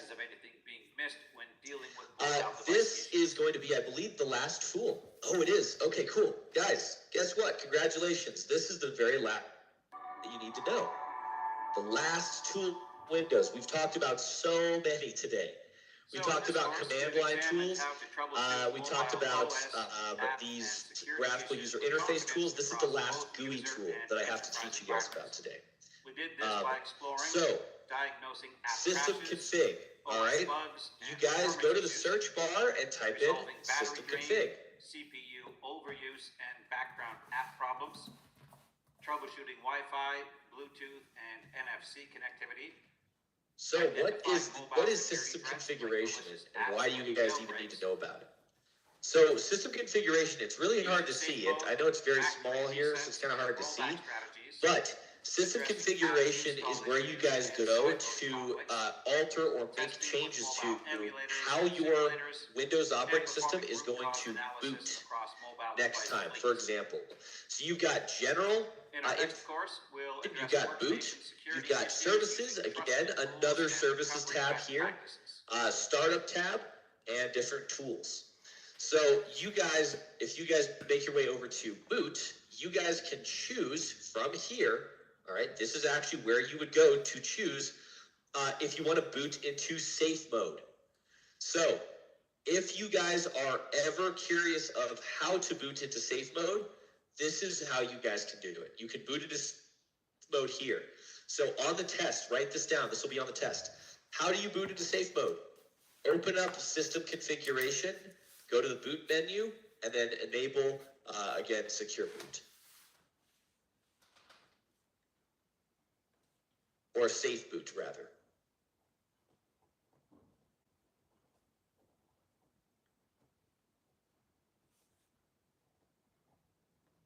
That's kind of the big takeaway from this slide.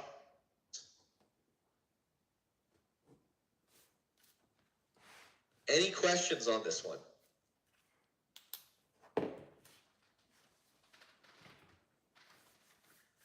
If you guys look at the general tab, it'll talk about the different startup mode. You can do normal startup. It'll load all device drivers and services. Diagnostic startup, where you get to, again, only load basic drivers and services. And then you could do selective startup, choose the ones you want to start. Again, boot your system in through safe mode if you need to, like we talked about. There's the services tab yet again, all right? I'll talk to you guys about a real troubleshooting situation that involved this tool right here, literally 5 days ago. 5 days ago. So one of my students in my class, was just, again, normal day in class, and he reached out to me and he asked me to take a look at his device. So I took a look at his device, and it was very strange. Every single time he opened up anything, all right, like a game specifically, he opened it up and then closed it. He started getting prompted with all these error messages in Windows, and they were pretty scary sounding error messages. A lot of them were like, it sounded almost like he was some kind of malware at first. And again, that normally never happens with our students. So I was intrigued. I wanted to ask him what was going on, and he kept getting these pop-ups and it was every time he would open up a video game. It was a particular video game. There was a game he was playing called, it was Fortnite. He'd open up Fortnite, and then he would close it, and then as soon as he closed it, a bunch of pop-ups would appear, and they all sounded a little scary. And like I said, at first we thought it was malware. But I did a little bit of digging and research, and it turns out that is happening oftentimes because of a particular driver, all right, or a particular service, all right, that was running in the background that was had some incorrect settings enabled, and it was just messing up. But we know which one it was, and just because we needed to make sure that it wasn't a virus. So what I told him to do, I said, okay, it could be a potential, we could have malware, something like that. Like, let's quarantine your device first off. So we did. We set his device aside and quarantined it from the rest of his network. And I called him over the phone to do this. And I had him go here to system configuration. And what I had him do was I had him click on this button here that says hide all Microsoft services. All right. So right now, all the services you see here are all of the services that are not Microsoft Essential. And I had him click on disable all. So then what he did was he disabled all of the non-essential, non-Microsoft services. And then I had him Click on that button again to show all the Microsoft services and then launch. So he disabled everything that wasn't Microsoft. When his machine loaded again, when he rebooted, all right, it didn't happen. So that immediately told us that, yeah, okay, it's got to be a problem with some other service. There's something that's not one of the Microsoft services that's causing some sort of issue. And that is what you can use this tool for. This tool is useful for troubleshooting. When you have services or applications or programs that are just behaving strangely, and you don't know whether it's from a service that's malfunctioning or not properly configured, you don't know what it is, a good way to test it is by, again, turning it off all of the services that are not core Windows services, and then restarting. If Windows loads no problem and it's working fine, then you know that it has to be some kind of third-party service and not the core Windows ones. All right? So it's a very complex song and dance. It can be when you're trying to troubleshoot different components in Windows. This is the reason why A+ Core 2 is so frustrating for so many people, because knowing all of these Windows tools and when you would use them, wouldn't you use them, this is definitely the thing that trips up the most people. All right. Let's just see here. So Jesus asked, so I checked mine, and if I'm not using my VirtualBox, should it be listed as running right now? Yes, it should. Because, Jesus, it's not actually saying that VirtualBox, the application is open. It's saying that the background service that is virtualization, that is VirtualBox's background service, that background service is running. So that way, if you're going to virtualize, it's already running in the background. If you disabled it, then next time you went to go open up any one of your virtual machines, they likely would not open. All right. So good question, though. Again, really good question, guys. And that's it. All right. So that is it. That's all of the tools. And when we come back from lunch, guys, I will go ahead and finish this up. Guess what? We already talked about a lot of this morning. We already talked about it. So BIOS UEFI, what's the normal boot process for BIOS UEFI? So we're going to go back. We're going to talk about booting again. We're going to talk about, again, the power on self-test. We'll talk about whether or not you're using master boot record or GPT. All right. The bootloader into the operating system. We'll talk about all that fun stuff, guys. All right. So I know we got 4 minutes, but I want to ask if anybody has any other questions. I know I sound like a broken record, but you guys, this was a lot of information today. Like, we really threw down. This is 60 slides. There are 60 slides in this lecture. All right? It is a lot to take in. So, what I recommend, let me give you 5 minutes or 3 minutes here to tell you what I recommend you do. Let me give you a recap of what we've learned today so far. So the first thing we learned today was command line tools. All right. I recommend that you guys make a chart of all the command line tools that we talked about and what they do, your cheat sheet. The next thing we talked about from command line tools was we talked about remote access.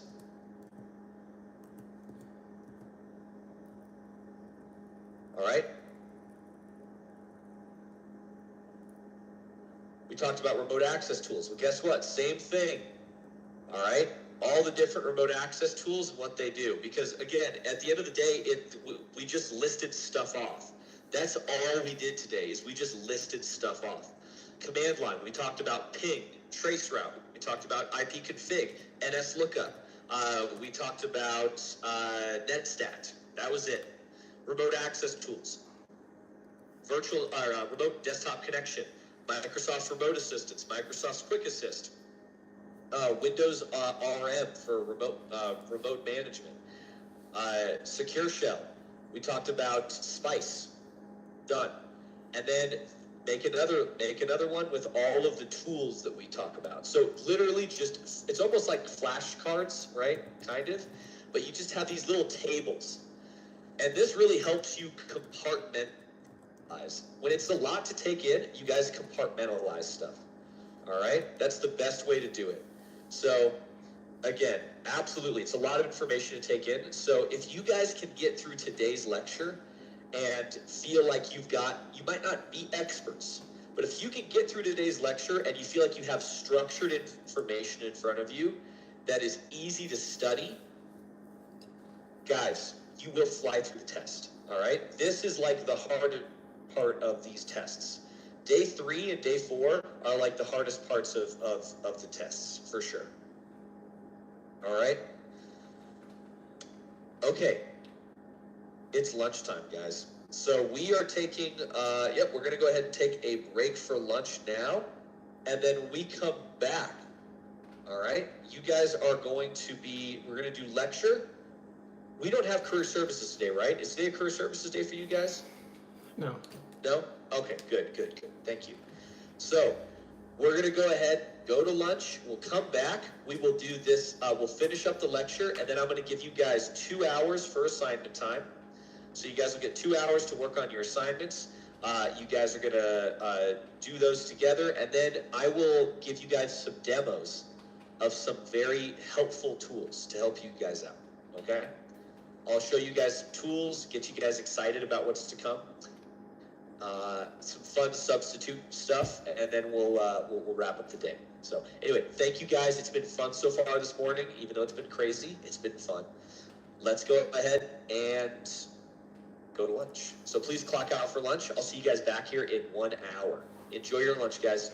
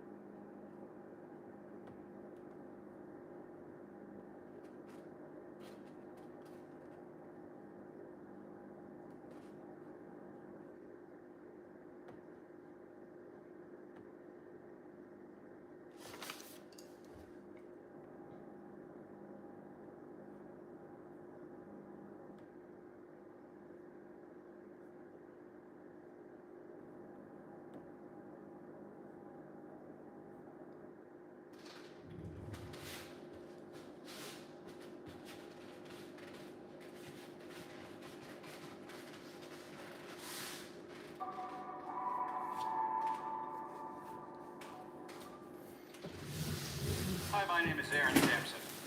Strengthen your grasp of legal, ethical, and procedural compliance in IT environments by learning to manage policies, data handling, and incident response with clarity, accountability, and confidence.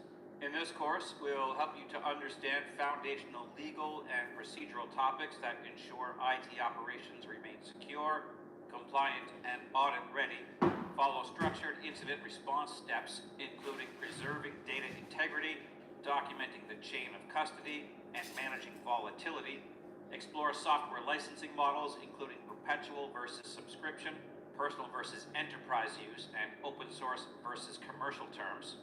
Explore the roles of NDAs, MNDAs, and data retention policies, and learn to handle regulated data types like PCI, PII, and healthcare information.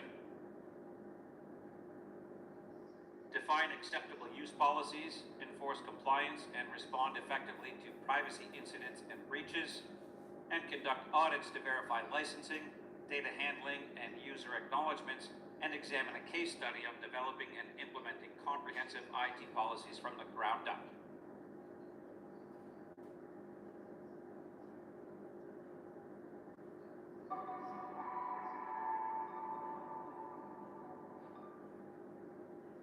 In this presentation, we'll examine some characteristics of incident responses and understanding the chain of custody in IT environments.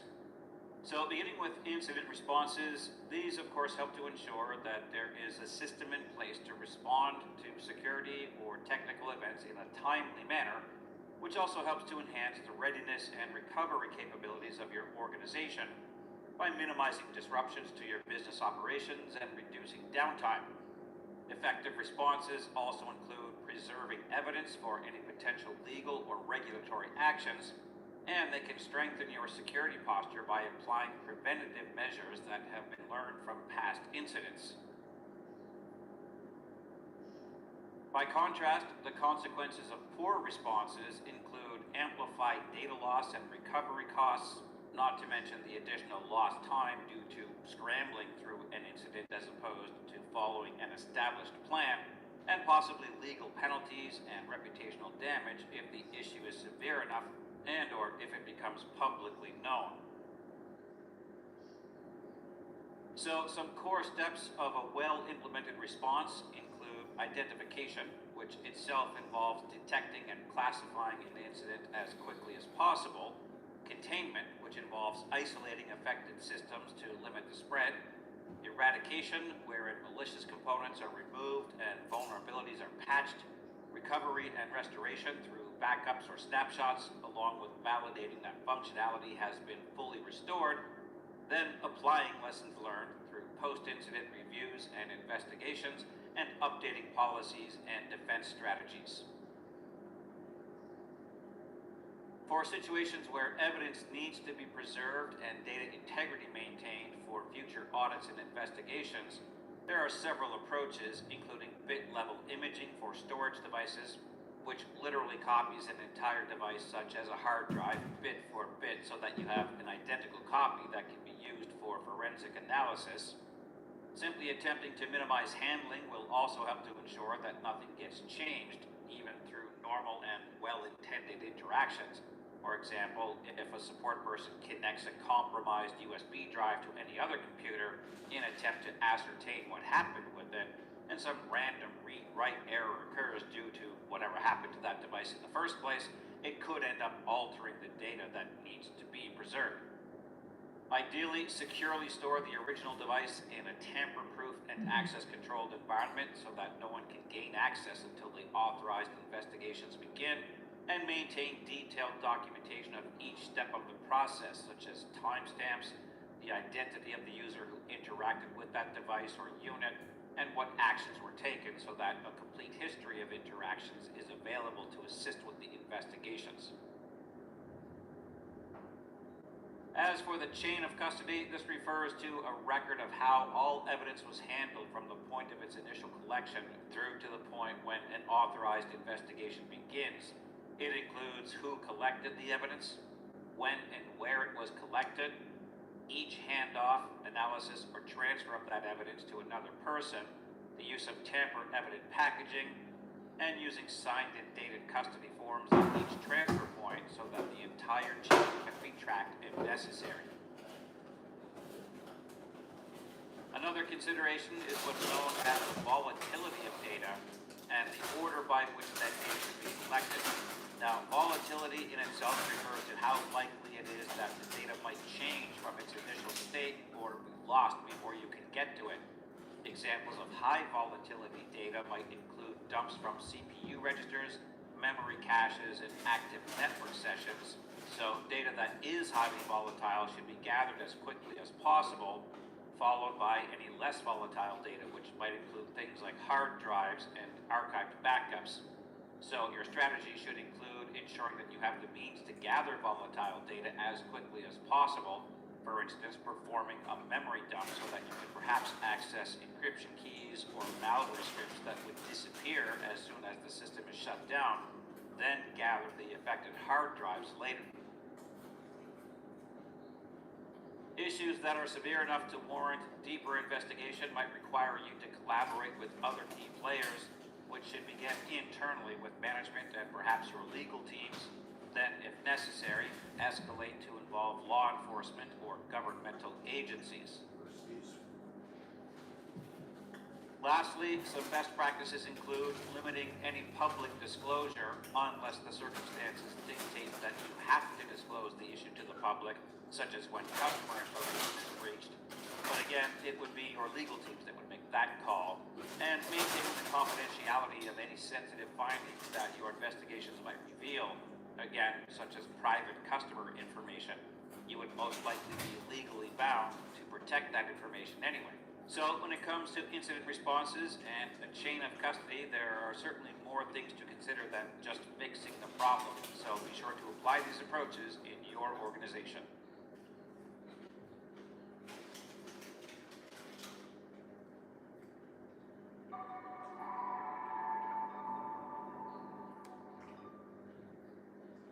In this video, we'll examine the characteristics of various types of software licensing along with digital rights management. Now, software licensing has been around just about as long as